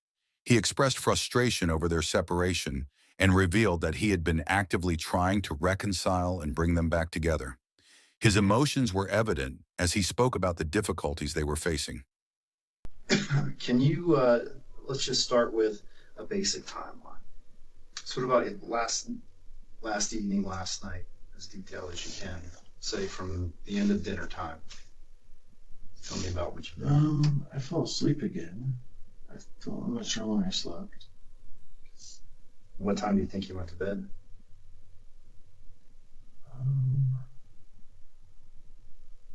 Gosh, it was late. Actually, it did go out. I went and got a 6-pack of beer around midnight at town hall. I went to bed around 2. And that was about midnight? You got a 6-pack of beer, right? Yep. Paul admitted to leaving the house at one point to visit a convenience store to buy beer, stating that he took his son with him. This detail was significant, as it appeared he was establishing an alibi with a corroborating witness, his son, who would need to be interviewed as part of the investigation. At that point in the investigation, there was insufficient probable cause to arrest or continue holding Paul, leading to his release. However, his phone was seized for further examination. Investigators deemed it critical to interview Paul's son, as Paul had stated he left the residence with him. The goal was to obtain the son's account of the evening, determine if it aligned with Paul's version of events, and identify any discrepancies that might provide further insight. Just so you understand who I am, my name's Jeremy Kopp. I'm the detective sergeant for the sheriff's office. Okay? Obviously, you know what happened to Dad. Given that, then I need to be able to sit down and be able to talk to you. Right? How was your relationship with her? We were close. Yeah. She was like my mom, but okay. She wasn't my mom, but she was pretty much like my mom. Paul's son shared his own concerns and struggles regarding the breakup between Paul and Lauren. He described the emotional toll the situation had taken on everyone involved, emphasizing that the separation was challenging for the entire family, with no one spared from its impact. Okay. Let's go to Saturday.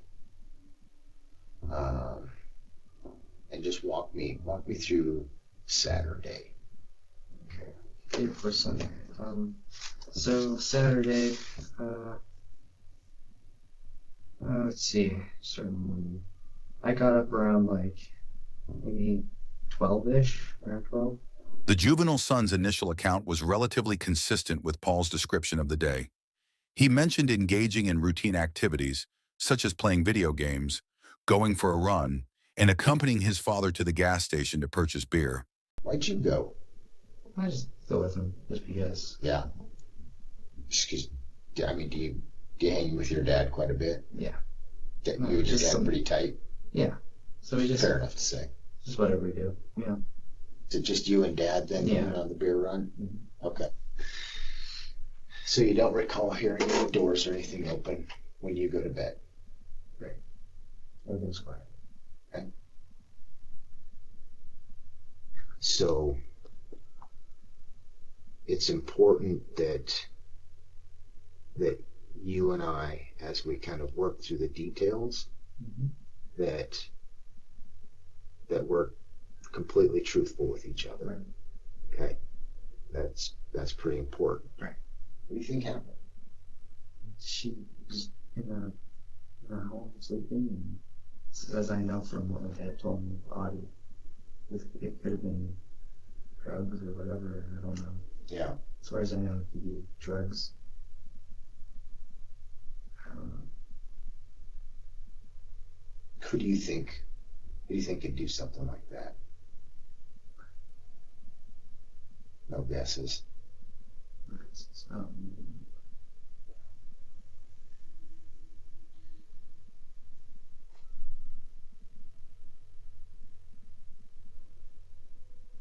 It couldn't be my dad. He's always like. Given his age, investigators were careful not to apply too much pressure during the interview. The juvenile provided his account of the events that night, and once his statement was recorded, the decision was made to conclude the interview and proceed with the next steps in the investigation. The experience was terrifying.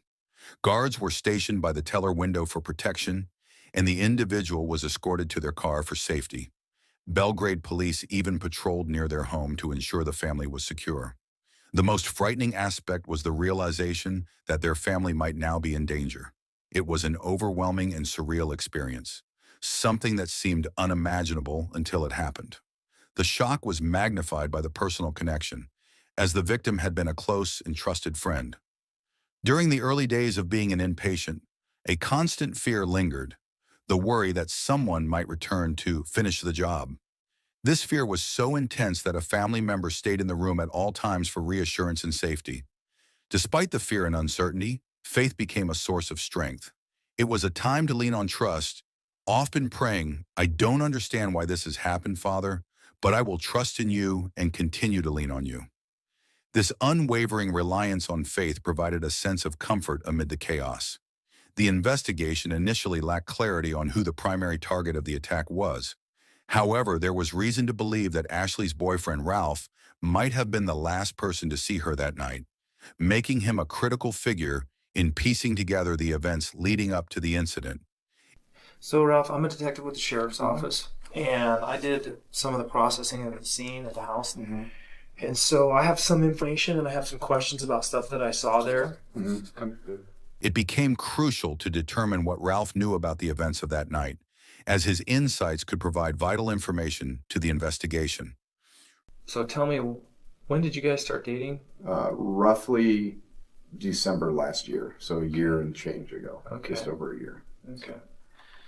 And how do you characterize your relationship with her right now? We've been attempting to break up with each other for several weeks, and pretty much this week we decided together that it was the right thing to do, is to not date each other anymore. Ralph described their breakup as amicable, stating there were no conflicts and that he and Ashley had remained friends. However, during any interview, it's standard practice to probe further and examine inconsistencies to determine if the person is being truthful. When was the last time you actually had contact with her? With Ashley? Yeah. Last night when I dropped her off. And that was after the Livingston trip? After the Livingston trip, right around. We decided it was a little bit before 9 o'clock. What time did you go to bed last night, Ralph? Pretty much, I'm going to say, I have to look at my phone, that's how I do everything, but I said goodnight to Ashley and I was up for a little while longer, maybe an hour. So you're thinking around 11 o'clock when you went to bed? Thinking so. Did you go anywhere after? No, I stayed at home. Investigators aimed to get a clearer picture of Ralph's account and assess the credibility of his statements. During an interview, the initial goal is to have the individual commit to their version of events. Once that baseline is established, the focus shifts to asking tougher, more direct questions. This often requires a more confrontational approach to uncover any inconsistencies or elicit crucial details that might not surface otherwise. Did you attempt to kill Ashley? No. Did you attempt to kill her roommate? No. Have you been in that house last night? No. Do you believe me? Why not? You gotta ask. Would you be willing to let us dump your phone to Yes. retrieve your GPS locations, Yep. that kind of stuff off of your phone? Yep. Ralph was fully cooperative throughout the investigation. He willingly allowed searches of his phone and residence, provided DNA samples voluntarily, and expressed a strong willingness to assist in any way possible. His transparency and cooperation enabled investigators to quickly rule out any potential involvement on his part. The crime lab analysis revealed a critical detail. There were 2 distinct sets of footprints in the photographs of the boot prints taken from the crime scene. This suggested the possibility of 2 suspects being involved in the homicide rather than just one. Additionally, the analysis showed that one set of prints was significantly smaller than the other. Given the earlier information that Paul and his son had been together that night and had left the house to go on a beer run, investigators decided it was essential to bring the son back in for further questioning to clarify his role and potentially uncover new details. You and I kind of talked about the timeline and what everybody had done on Saturday, and we talked about that kind of in detail going into Sunday morning, the 7th, right? Okay. So, let's start with this. The juvenile son was interviewed again, and his story remained consistent with his initial statement. The atmosphere was intense, with his mother present during the conversation.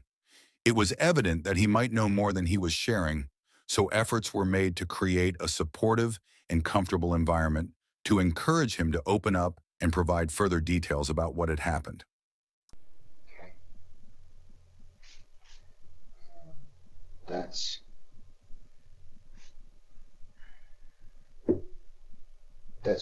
pretty accurate to what you told me yesterday.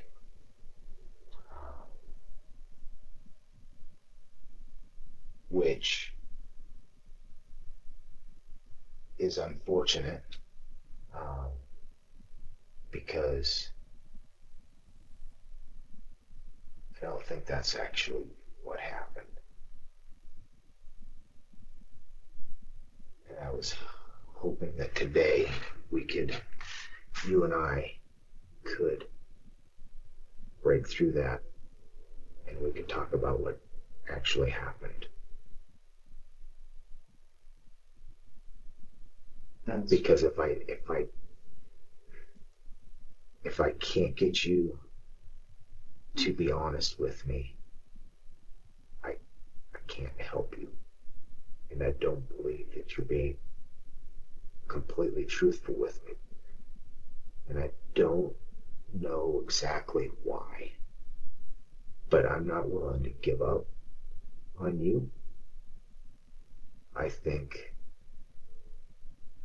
that we can get through it. Okay? I know that this is really hard for you to sit here. I know it. I can see the weight on you. And the only way I can help, if you and I are honest with each other, I can't help. I can't do anything if you and I aren't honest with each other in here. Okay? Please, son. Please. At that moment, the focus shifted to staying present with him, meeting him where he was emotionally, and allowing him to set the pace of the conversation. As the interview progressed, there was a palpable sense of the walls beginning to come down, signaling that he was gradually becoming more open to sharing what he knew. Was it just your dad? Come on, son. Did he tell you to go to bed? Yeah.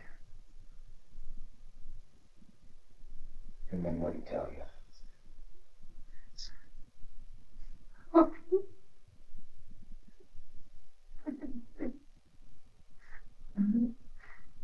Love you too, Dad.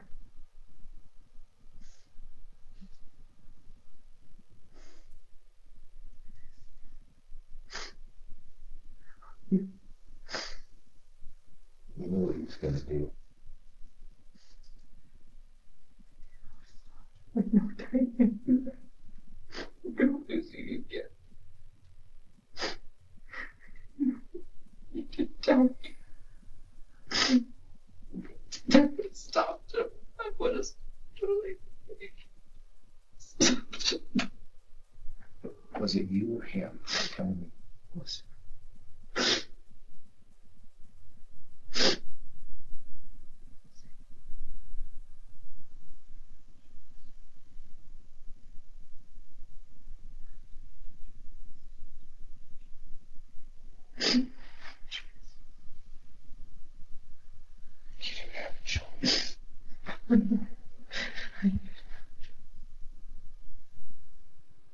There were no special tactics used with the juvenile son, just patience and staying present in the moment with him. When he finally reached the point of releasing the truth, he whispered the answer, his pain evident. It was a difficult and emotional moment, one that required empathy and understanding to support him as he processed and shared what he knew.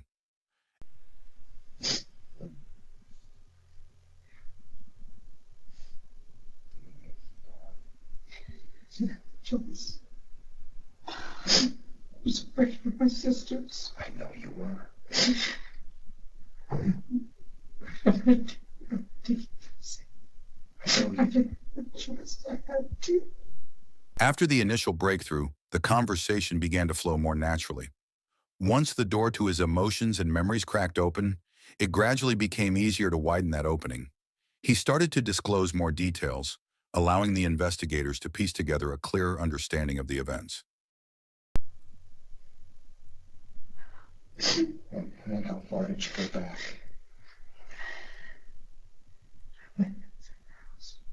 How far did you go in the house?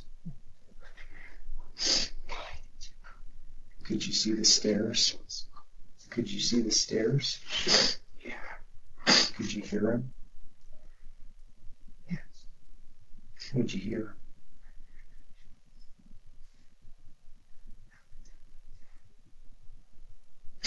What the hell is wrong?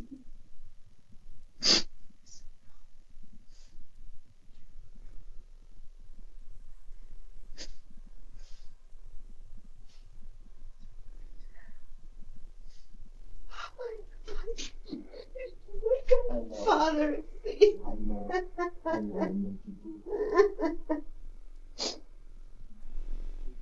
Following the juvenile son's initial disclosure, the information he provided pointed investigators toward Paul as the primary suspect. This led to an initial search of Paul's phone, where investigators uncovered audio recordings and text messages. These records revealed troubling details, highlighting an abusive relationship between Paul and Lauren, further solidifying Paul's potential involvement in the crime. You've always told me you're lying.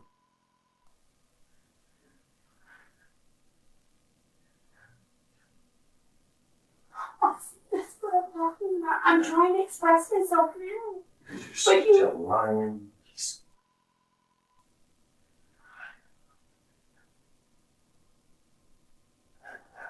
Are you serious? What are you doing? So tired of you. This innocent fake.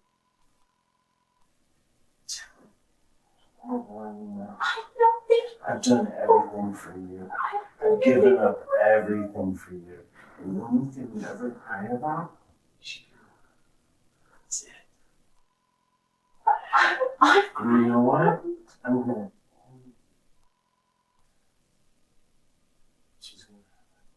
At this stage, the statements provided by the juvenile son, corroborated by the collected evidence and the additional findings from Paul's phone, collectively established probable cause. Taken in its entirety, this information was sufficient for investigators to request and obtain an arrest warrant for Paul DeWise. At the conclusion of the trial, Paul DeWise was sentenced to 220 years for the murder of his wife, Lauren DeWise, and for the attempted homicide of Ashley Van Hemert. Lauren's life was tragically ended by his actions, while Ashley was left with a life sentence of rehabilitation and the ongoing burden of living with the physical and emotional injuries she had sustained. What factors do you believe led to the tragic outcome of this case? How can we better support victims of domestic abuse to prevent such tragedies? If you found this case insightful, don't forget to like, comment, and subscribe for more content. Your feedback helps us continue to bring you these important stories. We were on our way to Coral Springs. A body on the ground on the highway. This jacket. Yeah? I saw one to the neck. I put the jacket back. We pulled this car mat off. I saw approximately 2 to the chest. Can't be sure. Put the car mat back on. So I just want you to know that. Okay. I see 40s female. I don't know. This horrific crime raised urgent questions. Who could be desperate enough to commit such a gruesome act in the middle of a highway? September 30th, 2017. A truck driver traveling along a highway in Douglas County, Colorado, has come across what appears to be a deceased individual near the roadside. Upon receiving the report, sheriff's deputies promptly respond to the scene to assess the situation and initiate an investigation. Authorities received a report of a possible body in the ditch along Interstate 25. Passers-by traveling in a box truck noticed what appeared to be a body, prompting them to turn around and confirm their suspicions before contacting law enforcement. Responding officers prioritize reaching the scene swiftly to secure the area and begin their investigation as quickly as possible. First responders arrive at the scene to find the Larkspur Fire Department already present, assessing the situation. Their early arrival ensures that initial safety measures are in place as law enforcement begins its investigation. Upon arriving at the scene, authorities observed the body of an unidentified female who had already been pronounced deceased. The circumstances appeared suspicious as a black object, possibly a shirt or jacket, covered her face. Additionally, a vehicle floor mat was placed across her torso and a silver sunshade was positioned near her feet. This jacket. Yeah? I saw one to the neck. I put the jacket back. We pulled this car mat off. I saw approximately 2 to the chest. Can't be sure. Put the car mat back on. So I just want you to know that. Okay. I see 40s female. I don't know. Investigators immediately began documenting the scene and assessing potential evidence to determine the nature of the incident. Every death is initially treated as a homicide until evidence proves otherwise. Following standard investigative protocols, authorities approached this case as a potential homicide, ensuring that all evidence was preserved and thoroughly examined to determine the circumstances surrounding the individual's death. Deputies immediately begin securing the scene, establishing a perimeter to preserve potential evidence. Crime scene tape is placed around the area to prevent contamination, and investigators prepare to document and analyze the surroundings. Their priority is to gather critical details that could provide insight into the circumstances of the incident. Given the high-speed traffic on southbound Interstate 25, safety remains a primary concern for all responders, including patrol officers, firefighters, and emergency personnel. With a speed limit of 75 miles per hour, passing vehicles pose a significant risk, especially when drivers fail to move over. Precautionary measures are taken to ensure the safety of those on scene while the investigation progresses.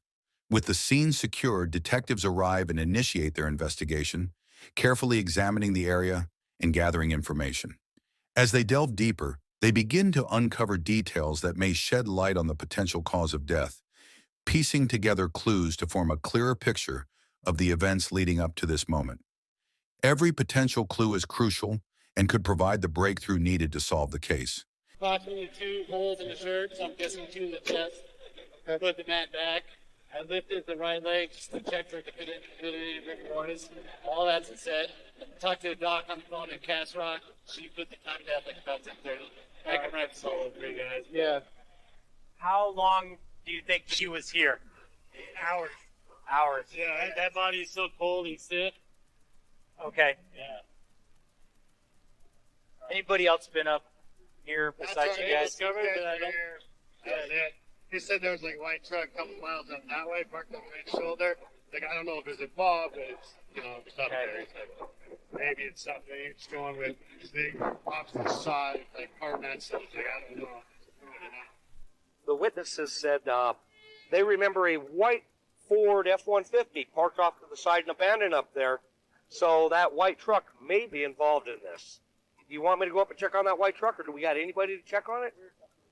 They said that it's northbound, north of the county line. Hey, do me a favor, swing down Palmet by, come back north on I-55, posting this white Ford F-150 pickup on the side of the road. Stop and check up. Investigators work swiftly to examine all available evidence, including a nearby vehicle that may be connected to the incident. Determining whether the vehicle is involved or unrelated is a priority, as it could provide critical insights into the circumstances surrounding the death and help guide the direction of the investigation. Had the body not been discovered when it was, it is uncertain how long it would have remained on the side of the road. The passage of time poses a significant risk to preserving crucial evidence, as environmental factors and potential tampering can compromise investigative efforts. The timely report from witnesses played a vital role in ensuring that authorities could secure the scene before critical evidence was lost. Investigators then refocused their attention on the remains, conducting a detailed examination to gather forensic evidence. Every aspect of the scene is meticulously documented, from the positioning of the body to any surrounding objects that could provide insight into the circumstances of the death. Their objective is to uncover any clues that may help determine the cause and manner of death, as well as identify the victim. Fire personnel initially estimated the victim to be an older female, possibly in her 40s. However, upon closer inspection, investigators determined that the deceased appeared to be much younger, likely in her early 20s. As authorities examined the body more closely, they observed what appeared to be stab wounds, ruling out a gunshot as the cause of death. This discovery shifted the focus of the investigation, indicating a violent attack and prompting detectives to search for further evidence that could explain the circumstances surrounding the crime. The lack of blood at the scene, despite the severity of the victim's injuries, indicated that this was not the primary crime scene. This suggested that she had been killed elsewhere and later transported to this location. Additionally, investigators found no personal belongings near the body, no purse, backpack, wallet, identification, cell phone, or even shoes. The absence of these items raised further questions about the circumstances of her death and reinforced the theory that the victim had been deliberately left at the roadside after the crime had taken place elsewhere. The victim was fingerprinted, and by that evening, authorities confirmed her identity as Shelby Weatherly. With this critical piece of information, investigators shifted their focus to uncovering details about her background, last known whereabouts, and any potential connections that could lead to identifying those responsible for her death. Shelby Weatherly was known for her compassionate nature and strong caregiver instincts. Described as someone with a kind heart, she had a deep passion for helping others. Her loss was devastating to those who knew her, and the news of her passing was difficult to process. The emotional impact of her death weighed heavily on her loved ones, with some struggling to come to terms with the sudden and tragic nature of her passing.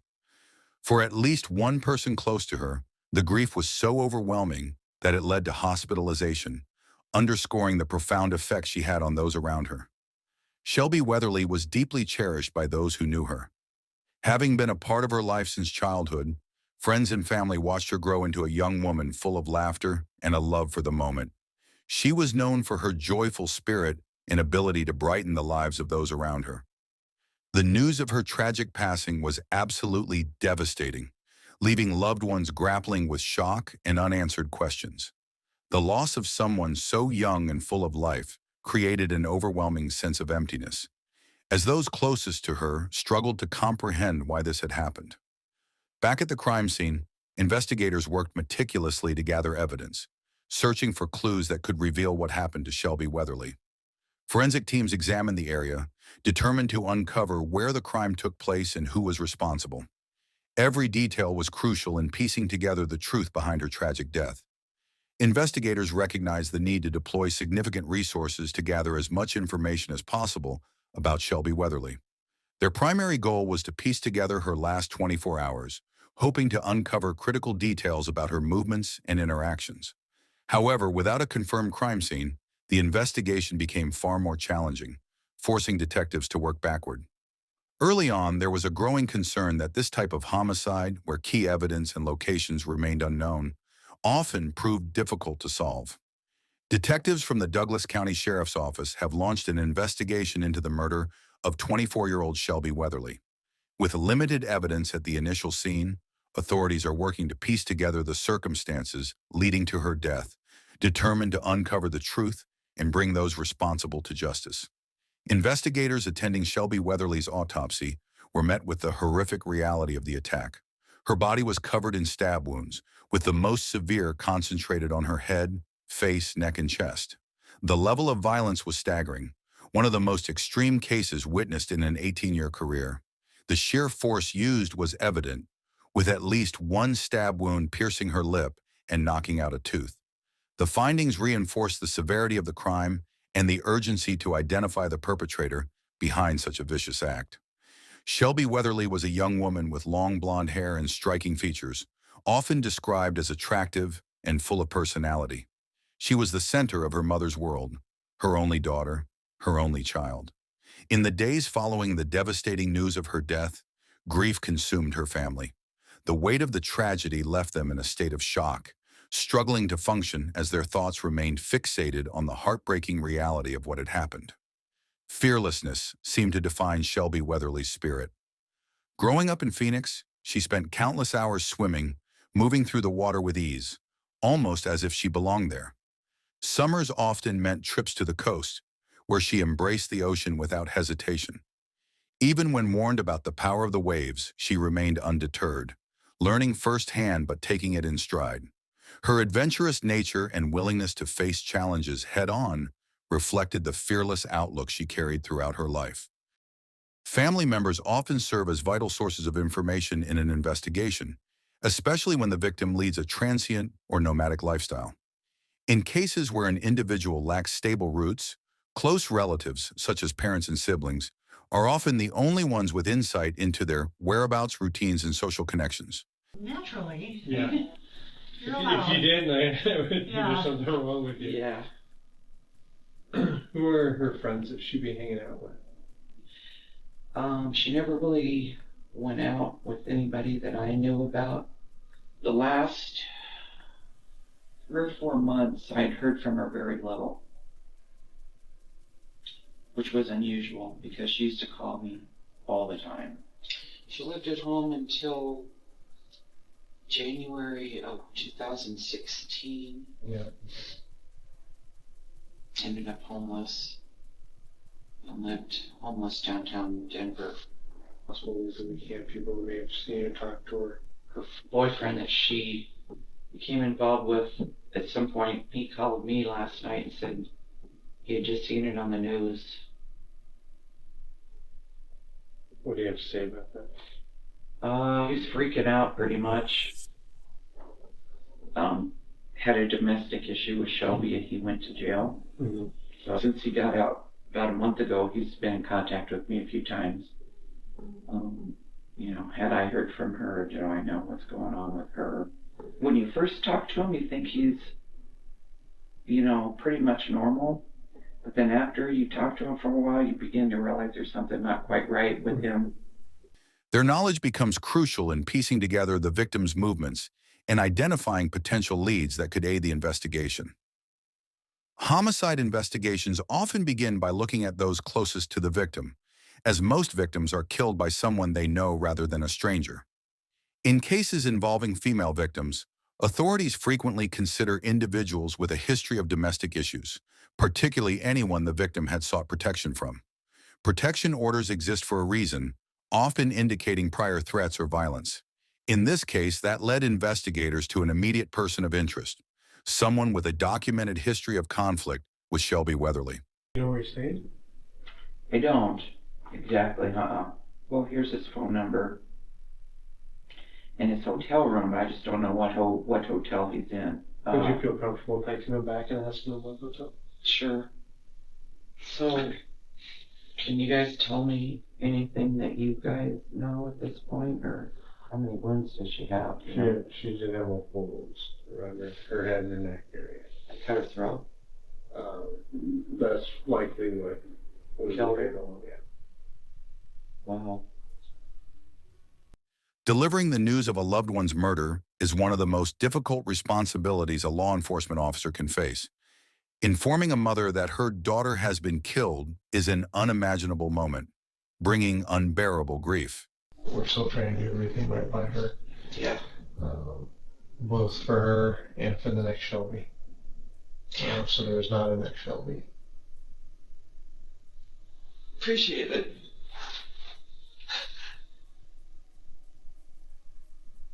I mean, that's not the way you want to remember, what you went through. But that's the hard part, is trying not to remember that. It's what you remember. Beyond the official duty of notification, there is an undeniable emotional connection, a deep sense of responsibility to seek justice on the family's behalf. Investigators are driven not only by their commitment to solving the case, but also by the hope of bringing some measure of closure to those left behind. Detectives locate Shelby Weatherly's ex, Jason, and bring him into the station for questioning. As a person of interest, investigators seek to determine his whereabouts, relationship history, and any potential connection to her death. Their goal is to uncover whether he holds any critical information that could shed light on the case, or if he may have been involved in the events leading to her murder. Detectives prioritize bringing Jason to the sheriff's office, recognizing that his interview could be a crucial turning point in the investigation. I'm Detective Duffy. I'm the lead investigator on this case.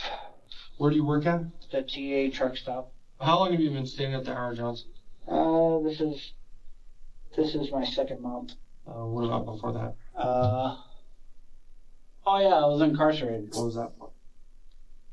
Well, Miss Shelby, domestic harassment. We got into a little bit of a scuffle. I was trying to shut the door behind me, basically lock her out of the motel. Mm-hmm. And so she comes like a raging bull and, basically,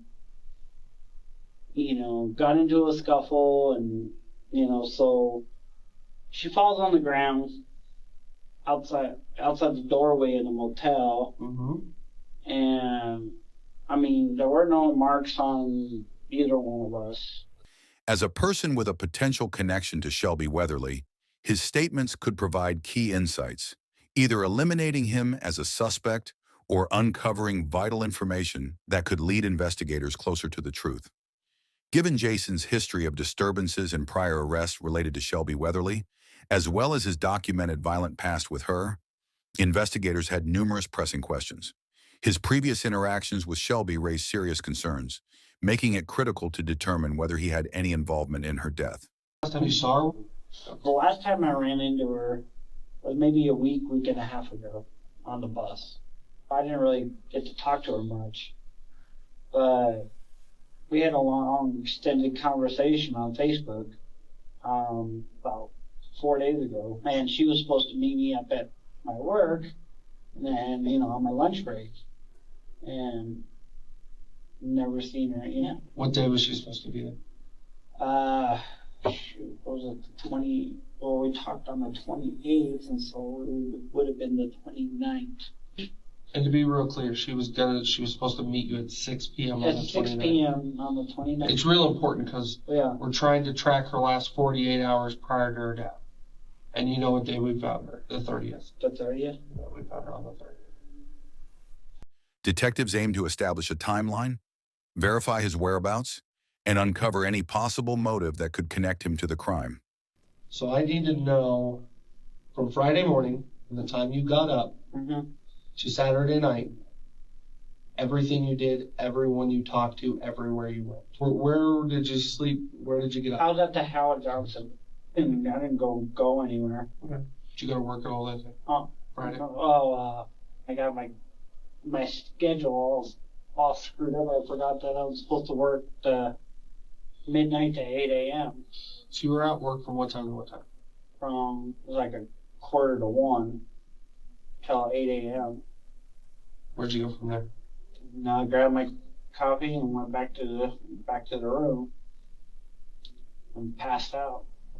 So you were only in the 2 different locations Yeah, at all time. it's like I don't really go anywhere. If you had any involvement in this, I will find out and I will prove it. Yeah. Okay? Well, I need you to listen right now. Okay? So if there's anything you haven't told me and you need to tell me, if you had any kind of involvement in this, I need to know right now. This is your chance to talk, to explain. I will listen to anything you have to say. I will be nothing but respectful for you. But you need to know, if you walk out of this room and you've lied to me and you were involved in this, I will prove it. And it will not be good for you. Okay? Mm-hmm.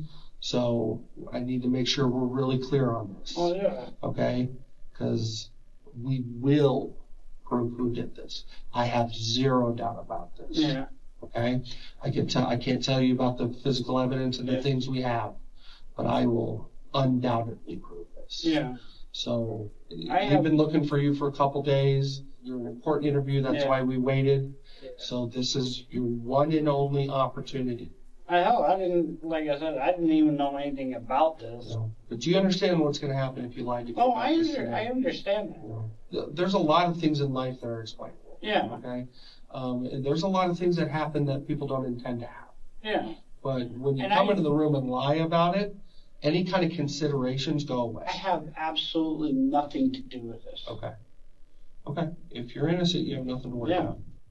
Jason's admission that he was supposed to meet Shelby became a crucial detail in the investigation. His connection to her around the time of her death raised further questions, prompting detectives to scrutinize his statements and timeline to determine his possible involvement. In stabbing cases, it's common for the offender to sustain injuries due to the force and chaos of the attack. Detectives examined Jason's hands and arms for any cuts or defensive wounds, but found none. With no visible injuries, investigators shifted their focus to verifying his alibi.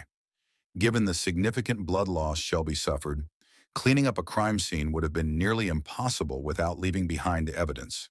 However, there were no signs indicating that a homicide had occurred at his location, leading detectives to reconsider his involvement. With no injuries and a verified alibi, Jason was completely cleared as a suspect. This left investigators without any leads, bringing the case back to square one. With no immediate suspects, detectives had to reassess the evidence and explore new angles to uncover who was responsible for Shelby Weatherly's murder. With their only suspect cleared, detectives found themselves at a standstill, struggling to identify their next lead. With limited evidence and no clear direction, the investigation became even more challenging. Investigators now had to re-examine every detail, hoping to uncover a new clue that could reignite the case and lead them closer to the truth. Tracking Shelby's movements proved difficult, as she had no cell phone and rarely used social media. With little digital footprint to follow, detectives took to the streets, searching for anyone who may have known her or interacted with her in her final days. During their search, they came across a woman named Missy. Believing she might have valuable information, detectives tracked her down and brought her in for questioning, hoping she could provide crucial details that would move the investigation forward. Investigating a homicide. Oh my God, who? Do you know who this is? Her name is Shelby. I met her in jail. That is so sad. She's a baby. We're trying to figure out everything we can about her. And your name came up. I ran into her. She was asleep on the bus. And I was like, Shelby. And I woke her up. When was this? It would have been in September. Okay.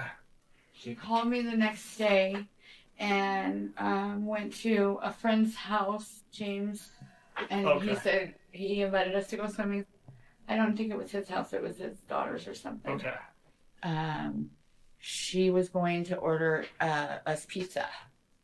And so she left to go get pizza. And she came back like a while later and she said that she already ordered the pizza and she wrote a check, but we had to go pick it up.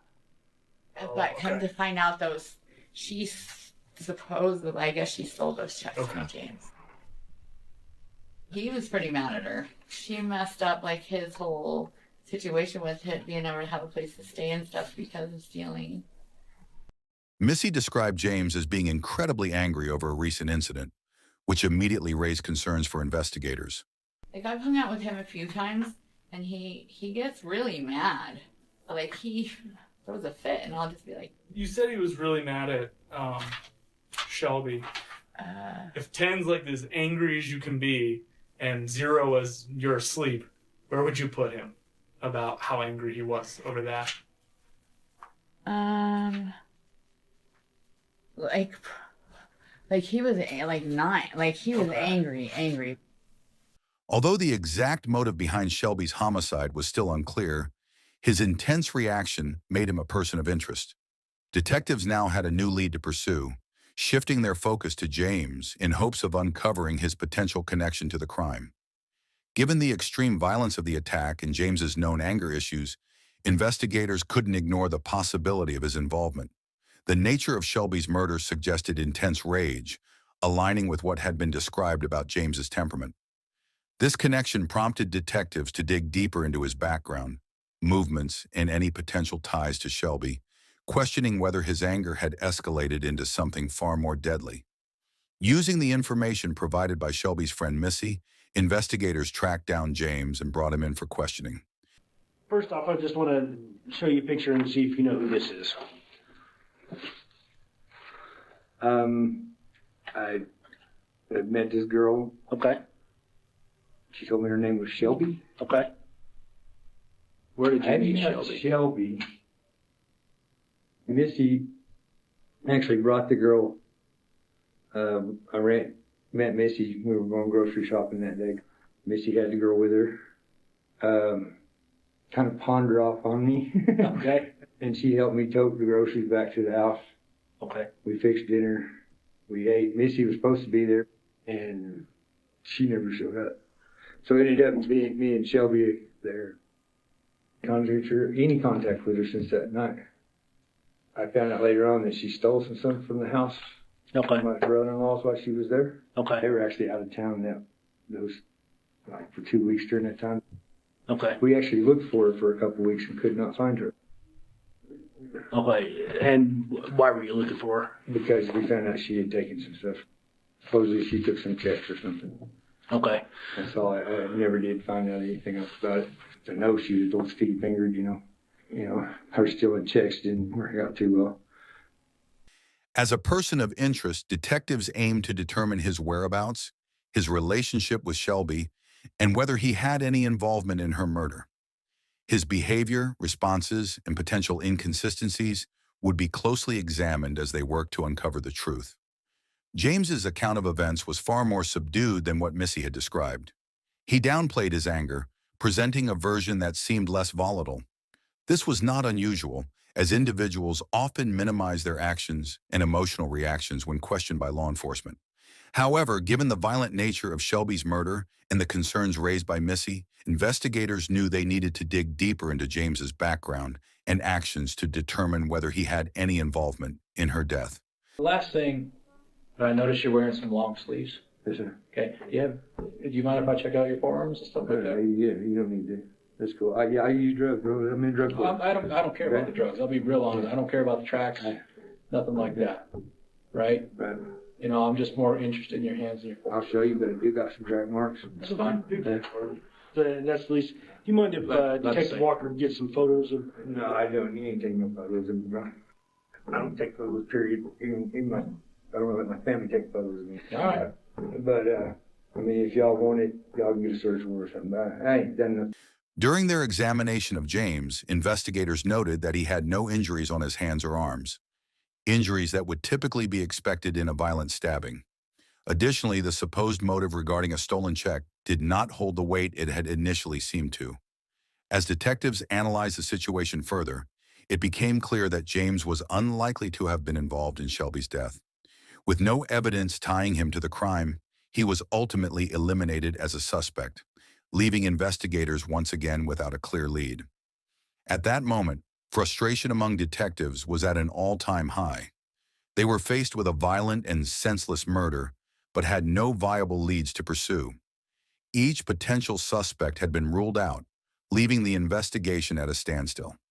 With no clear direction, the urgency to find new evidence or witnesses became even greater as they struggled to piece together what had happened to Shelby Weatherly.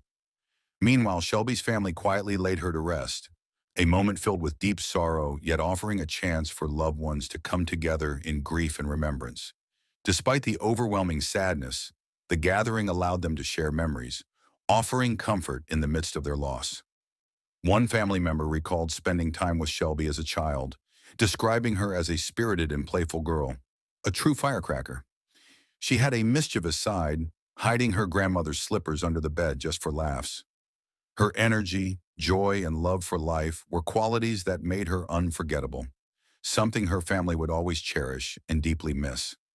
With no solid leads emerging, detectives shifted their focus back to the evidence collected at the scene.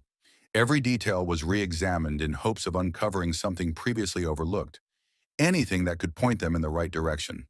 With the case at a standstill, investigators knew that even the smallest clue could be the key to finally unlocking the mystery behind Shelby Weatherly's murder. The mirrored sunshade recovered from the scene was processed by the Colorado Bureau of Investigation, revealing 6 fingerprints. 2 of them were identified as belonging to a man named Mikhail Petrov. The discovery immediately re-energized the investigation, providing detectives with a crucial lead. A deep dive into Petrov's background painted a troubling picture. He was a 37-year-old Bulgarian national with a significant criminal history. A known violent offender with a record involving weapons, he was a dangerous individual. For investigators, this was a major breakthrough. They now had a prime suspect, and with him still at large, finding him became their top priority. The fingerprints on the sunshade were a crucial piece of evidence, but they weren't enough to justify an immediate arrest.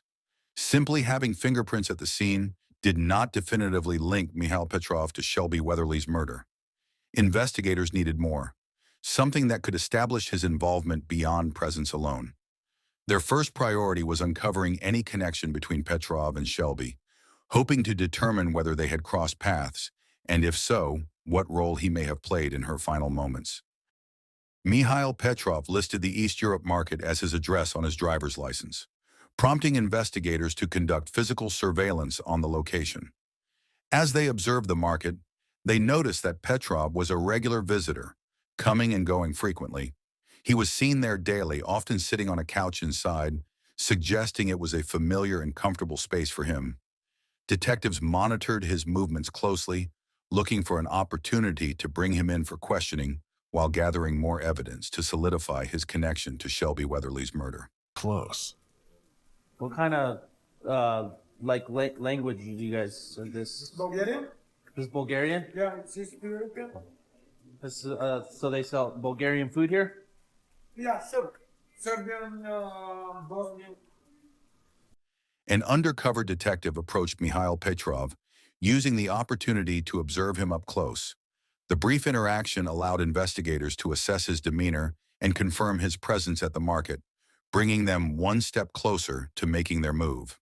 Detectives eventually entered the East Europe market to question those inside. One of the individuals they spoke with was Vina, an employee who had detailed knowledge about Mikhail Petrov. Her information became particularly significant, especially regarding the day Shelby's body was discovered, offering investigators a potential breakthrough in the case. Vina's interview proved to be a crucial moment in the investigation. Her insights into Mikhail Petrov's actions, particularly on the day Shelby's body was found. You mentioned to some of the officers, and part of the reason why you're here, that he came into the store one day and... This was between 29th and 1st and 30th. I think it was not good. Yeah. Can you tell me about him coming into the store that day? So he came with 3 different pieces of meat. He wanted to cook something to eat in the kitchen. What kind of meat? A rabbit and I think beef, and the other thing was lamb. Were they in packages or? Yeah, they were Okay. packaged. They were bad. They like smelled like, oh my god, like how are you gonna eat this? And I was like, okay. I was like, that smells horrible. And he said, do you want to smell like human blood? He was covered in blood. Provided detectives with valuable information. As they pressed for details, her account helped strengthen the case, bringing them closer to understanding Petrov's potential involvement. With Mikhail Petrov's fingerprints already found on evidence at the scene, detectives had a potential link to the homicide. However, Vina's statement provided an even more startling revelation. On the day Shelby's body was discovered, Petrov walked into the East Europe market covered in blood. This new detail was shocking to investigators, further strengthening suspicions about his involvement and pushing the case closer to a critical breakthrough. Describe covered in blood. What does that mean?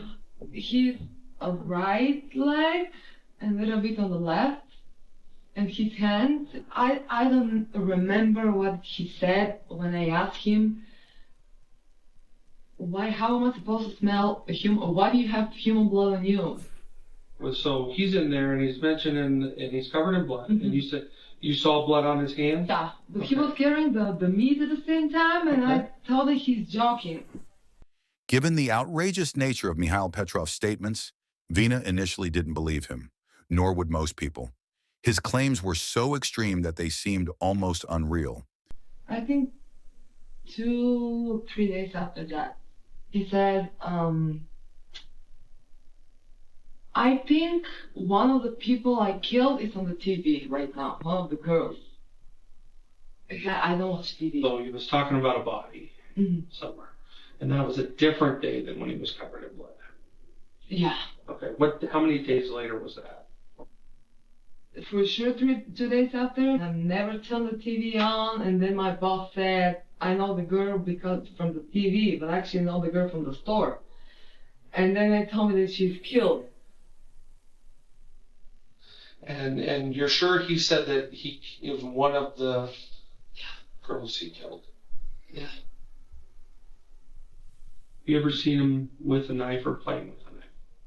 Oh, he always have a knife. Can you describe it? It's not like an open knife. So it folds? Yeah, it was like really sharp. So big blade? Yeah. That really started. However, for investigators, this only reinforced their suspicions. The combination of fingerprint evidence, his erratic behavior, and now his blood-covered appearance on the day Shelby's body was found, made it increasingly clear that Petrov was involved in some way. This revelation indicated that Mikhail Petrov wasn't just involved in disposing of Shelby Weatherly's body, he was likely responsible for her murder. With mounting suspicion, investigators shifted their focus to gathering definitive evidence that would prove he was the one who killed her. Every detail, from forensic analysis to witness statements, became crucial in building a solid case against him. Investigators went back into the community, recanvassing key areas and speaking to the same individuals, in hopes of uncovering more evidence. This effort paid off, as multiple witnesses confirmed seeing Mikhail Petrov and Shelby Weatherly together at various locations. The breakthrough came when forensic analysis from the Colorado Bureau of Investigation revealed that the fingerprints on the sunshade weren't just Petrov's. They were made in Shelby Weatherly's blood. This critical piece of evidence gave detectives probable cause to obtain an arrest warrant for Petrov, not for first-degree murder, but for accessory to first-degree murder. At that stage, authorities were confident they could at least prove he was involved in disposing of her body. Detectives devised a sting operation to catch Mikhail Petrov by surprise and take him into custody without incident. Carefully planning their approach, they monitored his movements and waited for the right moment to strike. With a solid case building against him, securing his arrest became a top priority in the pursuit of justice for Shelby Weatherly. Mikhail Petrov was known for his extreme paranoia, constantly scanning for surveillance and potential threats. Detectives had to exercise caution, ensuring they didn't reveal their operation too soon. Any misstep could have alerted him, jeopardizing the sting. Careful planning and precise execution were critical to ensuring his arrest without giving him a chance to escape. Plainclothes detectives carefully approached Mikhail Petrov from a distance, avoiding an overt show of force to prevent raising his suspicion. Given his paranoia, a full-speed takedown wasn't an option. As soon as officers made contact, they displayed their badges, identified themselves as law enforcement, and informed Petrov that he was under arrest.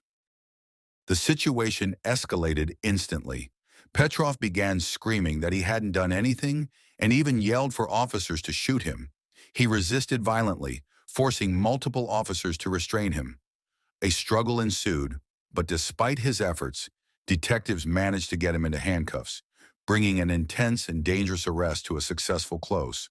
With Mikhail Petrov in custody, investigators had their prime suspect.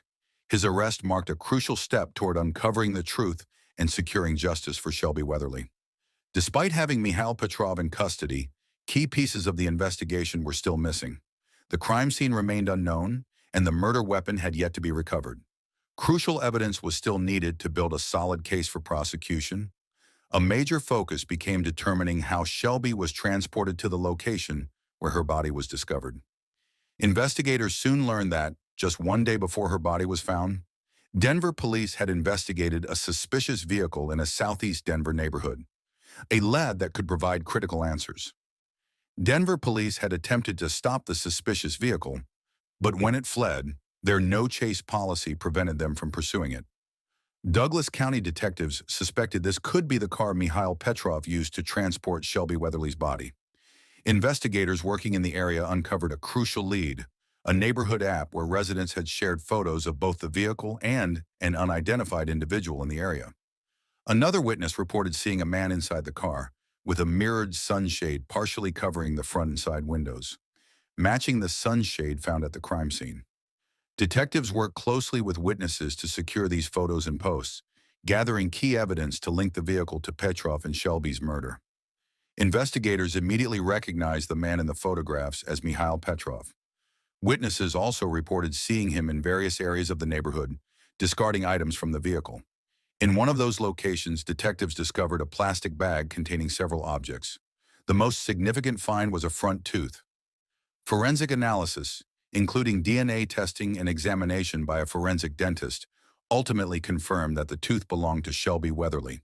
This crucial evidence further solidified Petrov's connection to her murder, strengthening the case against him.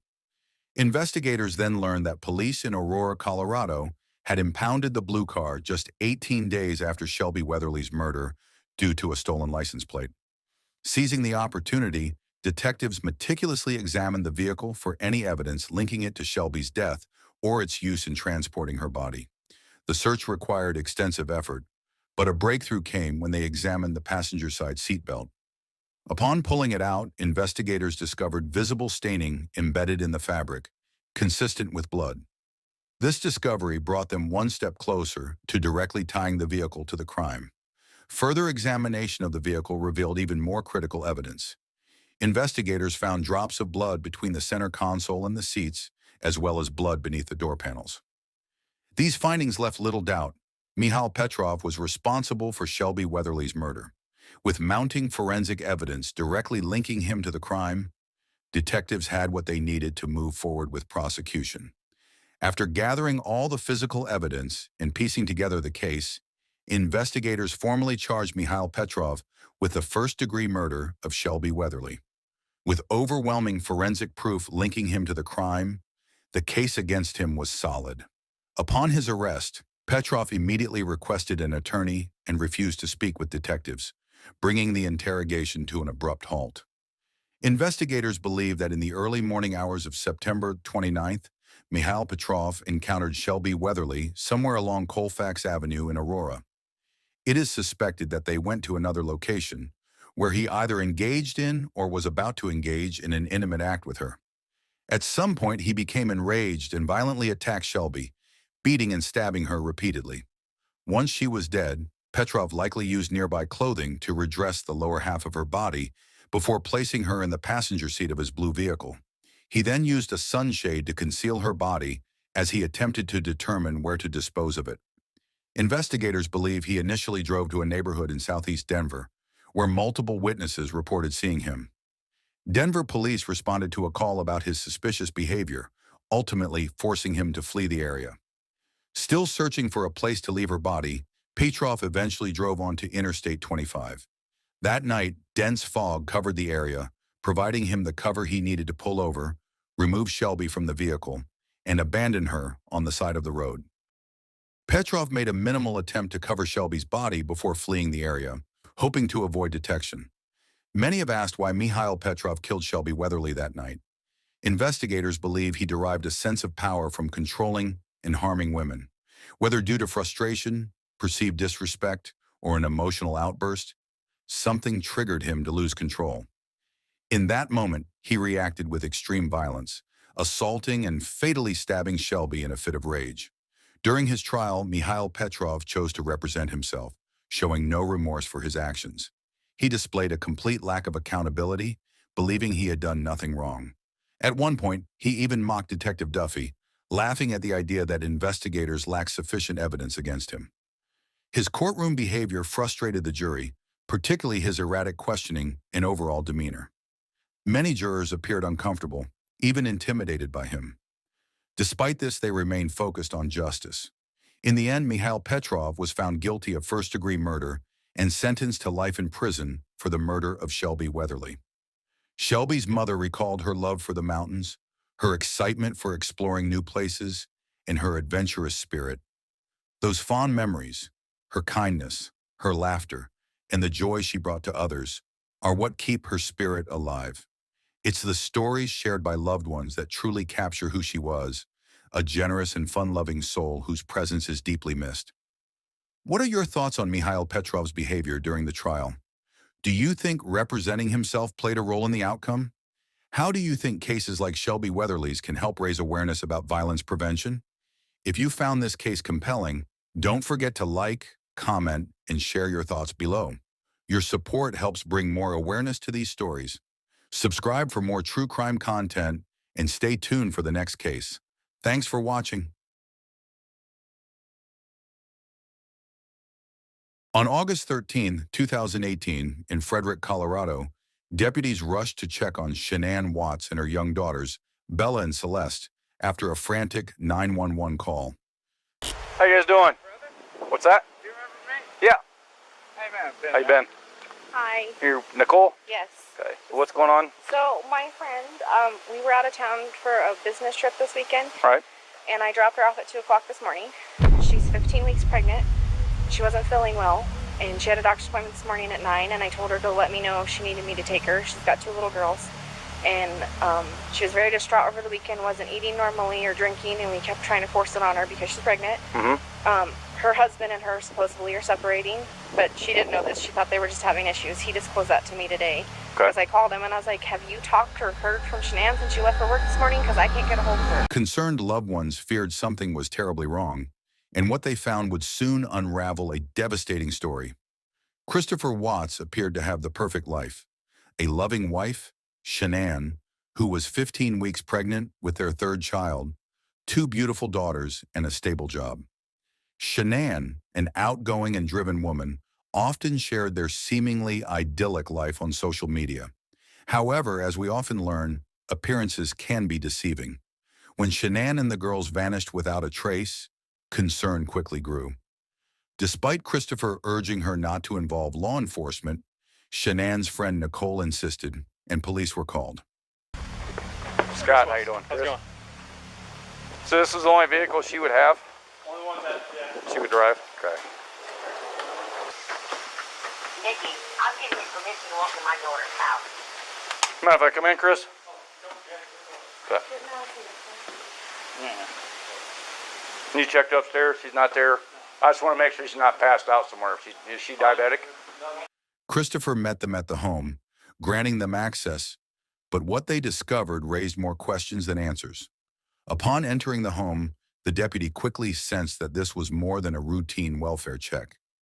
At the top of the staircase, Shanann's phone, a vital tool she relied on for work, was discovered left behind, an unsettling detail that hinted something was deeply wrong. Does she work? Yeah, she works from home. Oh, from home? She works, this is her lifeline. You know her passcode? I don't know her passcode. It used to be 2385, but now it's 6 digits. It's the baby's due date. Realizing the gravity of the situation, the deputy promptly called for additional deputies and detectives.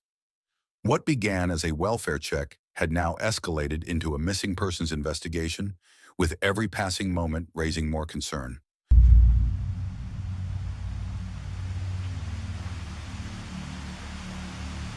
Purse is on the counter right here. Okay. So when you guys come home, you usually use the front door, the garage door? How do you guys? I usually open the garage door, come in. Okay. She's garage kind of thing. Okay. Is that a ring out there? Oh, that was. No, the doorbell, is that a ring?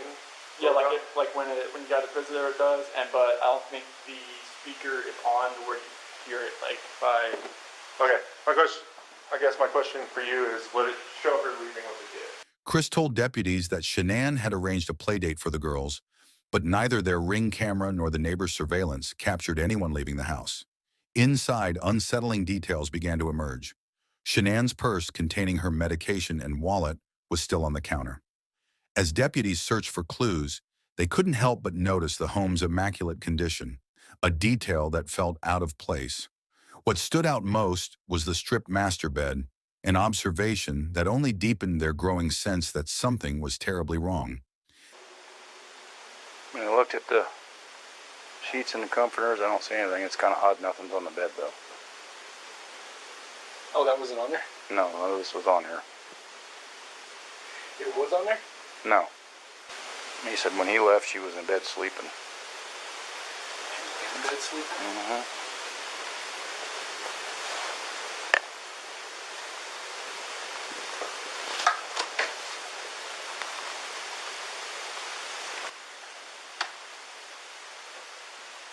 This was locked. He opened it up and let us look in here. He said they keep it locked so the kids don't come in here. Which door? This one? Both of them.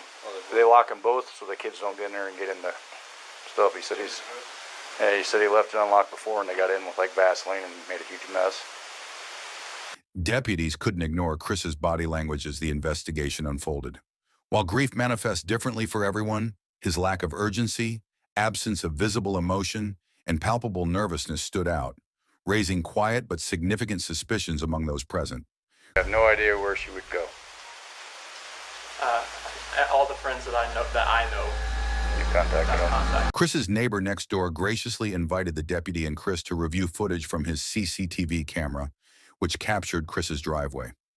As the video played, Chris's visibly nervous reaction to seeing himself on screen didn't go unnoticed, not by the deputy nor by his observant neighbor. Loaded my stuff up in my coolers, my water jugs, my book bag, my computers, some of the tools that I had from the toolbox. I knew I was going to have to do some pumping into rubbers today. That's why I was out so far. Is this on continually recording? Yep. Well, it's not. Is it motion or is it? Event, Okay, so it's motion. Any motion event that happens, I get cars driving from this street, And this is him at 5:17. At 5:17 a.m., the neighbor's CCTV footage captured Chris backing his truck into the driveway, carefully positioning it past the garage entrance, just out of the camera's view. The footage showed Chris loading extra supplies into his truck, an unusual behavior his neighbor had never observed before. When questioned, Chris avoided eye contact and offered no explanation for why he blocked the camera's view, further deepening the growing suspicions. Yeah, that was it. All right, appreciate your time. Thanks. Hopefully something comes up here. Yeah.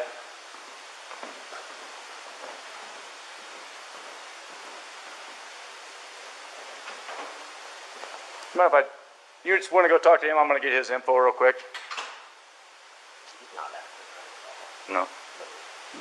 He's never fishing. He's never rocking back and forth. And if you look, he never loads his stuff in and out of the garage ever. Right. It just seems kind of odd to me. Why would he pull the truck up and go to the garage? Despite Chris's peculiar behavior, deputies followed protocol, issuing missing persons alerts and distributing flyers throughout the neighborhood. They hoped someone might have seen Shanann or the girls, but despite numerous tips, none led to the missing family. At the urging of officials, Chris participated in an interview with News Channel 9 to appeal to the public for help. Yet as he answered each question, Chris knew he was lying, hiding the horrifying truth behind his composed facade. Chris, you've got a beautiful family, you know, and it looks like you all love each other very much. What went through your mind the minute kind of you're like, something's wrong? It's like I was trying to get home as fast as I can. I was blowing through stoplights. I was blowing through everything, just trying to get home as fast as I can because none of this made sense. Like, if she wasn't here, like, where did she go? Like, once I got here, it was like, all right, who can I call?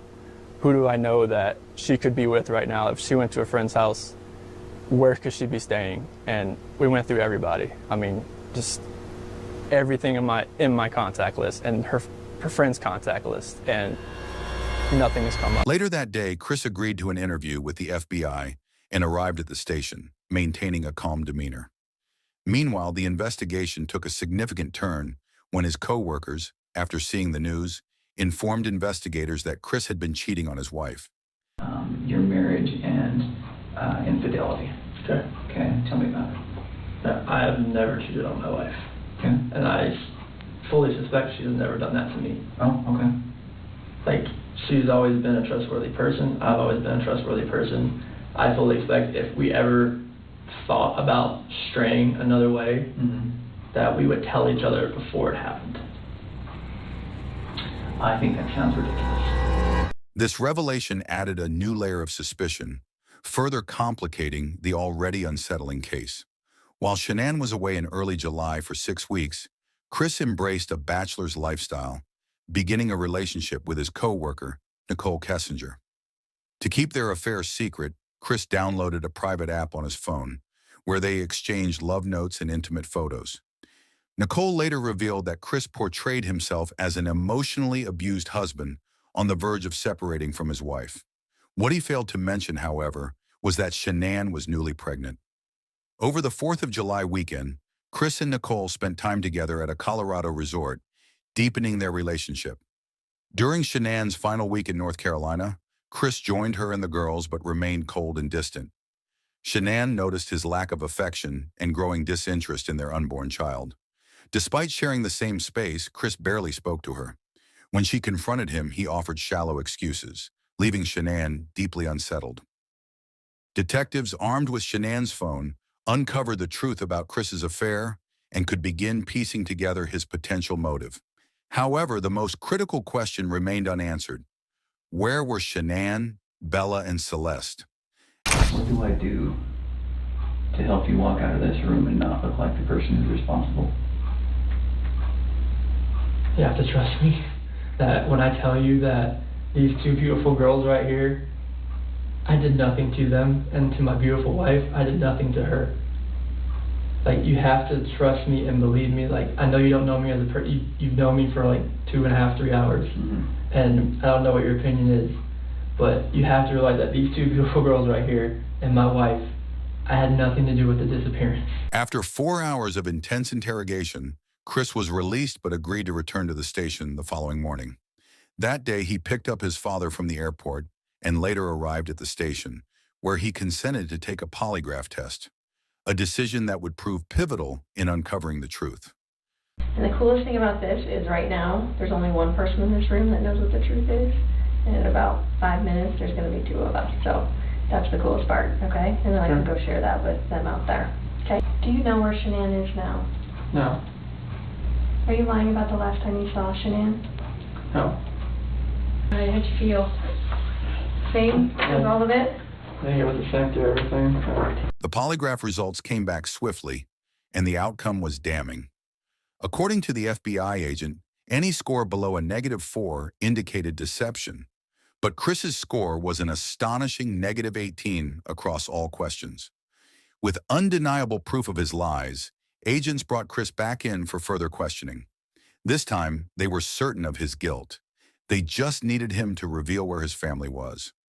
Reviewing evidence from Shanann's phone, investigators noted Chris's submissive behavior in his interactions with women. With this insight, they decided the female agent would take the lead in confronting Chris about his deception, hoping her approach would compel him to finally tell the truth. So, it is completely clear that you were not honest during the testing, and I think you already know that. You did not pass the polygraph test. Okay. Okay.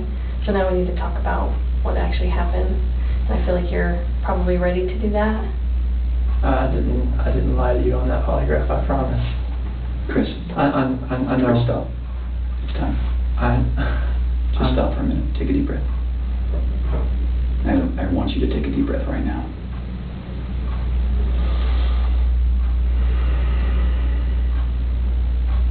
There's a reason you feel sick to your stomach. And when people hold stuff inside, it makes you physically ill. And I can just tell on your face, I could tell from the second you walked in that you were wanting to just come clean and just be done with this. And I appreciate that because you knew sitting down in that chair that you weren't going to pass today. And you knew I was going to find out because I told you that. And then you continued to stay knowing that you could, at the end, say, you know what? I just need to get this off my chest. Like, I just need to tell you what happened. I do not know where they are at. If I could have my babies back home right now, I would. I want them back. I want everybody back. You can tell me the book you read to your daughters, okay? I know you love them. And you're not faking that, are you? It's real, okay? There's a lot of guys who come in here and try to tell me that, and I know they're lying, okay? Because they can't answer those questions that you can answer, okay? But you are here today lying about something else. So we need to talk about that, okay? I cheated on her. I know. And this is very good. Keep I'm not proud of it. I didn't think anything like that could happen. I didn't think I'd ever do it, but I did. I know. Keep going. She accused me of it. I denied it. I cheated on her, and I feel horrible for it. Like, she was pregnant, and it was. I don't want to. I didn't hurt her. I just find it hard to hear you talk about just having this emotional, conversation with Shanann, and you're bawling and crying together, and you have not shed one tear in 2 days that you've been here. Not one. And help me understand that, because I don't get it. These are your baby girls, and you have not shed one tear over them not being around. If we bring in your dad, will you promise me that you'll talk to him? I'll talk to him. Okay. Will you promise me that you'll tell him everything? Would it be easier if you told him than he told us? I don't know. Okay. Chris began to realize his lies were unraveling and asked to speak with his father. In their private conversation, he offered a partial confession, claiming that he and Shanann had argued when she returned home. According to Chris, Shanann threatened to take the girls away from him, and in a fit of rage, she allegedly killed the children. Chris then claimed he suffocated Shanann in retaliation. The agents, however, didn't believe his story. It was clear they were only hearing part of the truth. To keep Chris talking and gain his cooperation, they remained calm and sympathetic, gently pressing him for the critical information, where Shanann, Bella, and Celeste were buried. I couldn't look at her. I feel horrible for what I did. And I look at my kids. See what she did. I didn't know what to do.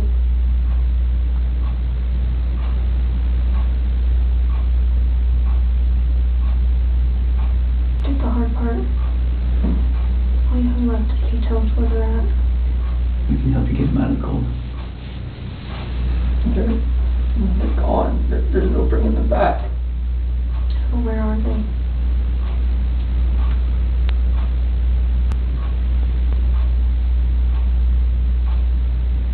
They're at that first location I went to that day. Where at? That's every 319. Where at? That location.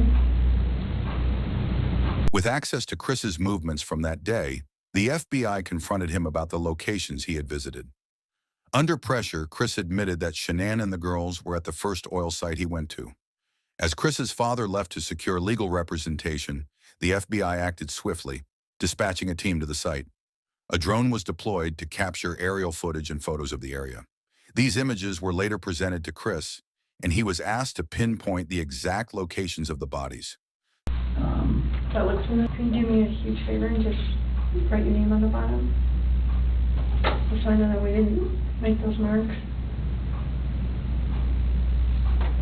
I'm just gonna write the date on it, okay?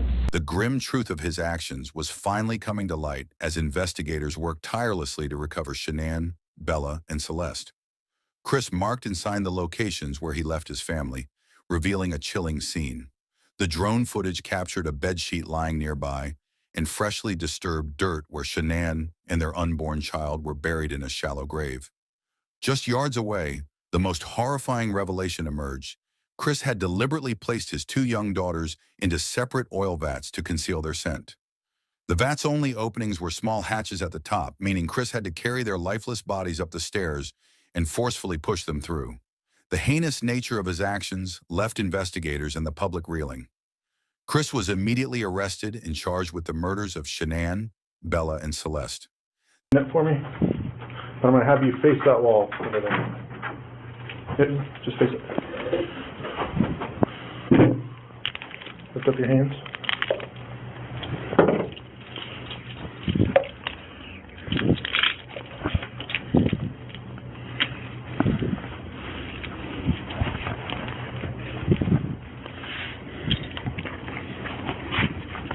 Okay, come and face this wall. The case shocked the nation, exposing the depths of betrayal and unimaginable cruelty hidden behind the facade of a seemingly perfect family. Nicole Kessinger, the woman Chris had been having an affair with, was thoroughly questioned by investigators to rule out any involvement in the murders. It was determined that Nicole had no knowledge of Chris's horrific plans. She cooperated fully, voluntarily allowing the FBI to access her phone and providing a detailed account of her relationship with Chris. Nicole revealed that Chris had portrayed himself as a separated husband, never mentioning Shanann's pregnancy. He manipulated her perception of his life, creating a false narrative.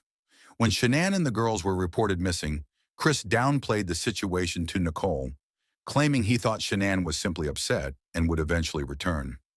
Nicole's cooperation and lack of evidence linking her to the crimes led to her not being charged with anything related to the murders. Her account, however, shed further light on Chris's deceitful behavior and his calculated actions leading up to the tragedy. Chris ultimately accepted a plea deal to avoid the death penalty, a decision supported by Shanann's family, who requested that prosecutors not pursue capital punishment. In exchange, Chris pled guilty to the murders of Shanann, Bella, Celeste, and his unborn son, Nico. He was sentenced to 5 life terms, 3 consecutive and 2 concurrent, without the possibility of parole, to be served at Dodge Correctional Facility in Wisconsin. In a chilling final interview with the FBI, and through letters exchanged with an author, Chris revealed the true extent of his premeditated actions. He admitted to planning the murders before Shanann arrived home. In a horrifying attempt to lower her guard, Chris had intercourse with her before strangling her to death. Despite attempting to kill both girls in their beds beforehand, they survived and entered the room during the chaos. Chris described being so consumed with rage toward Shanann that he ignored the suffering of his daughters.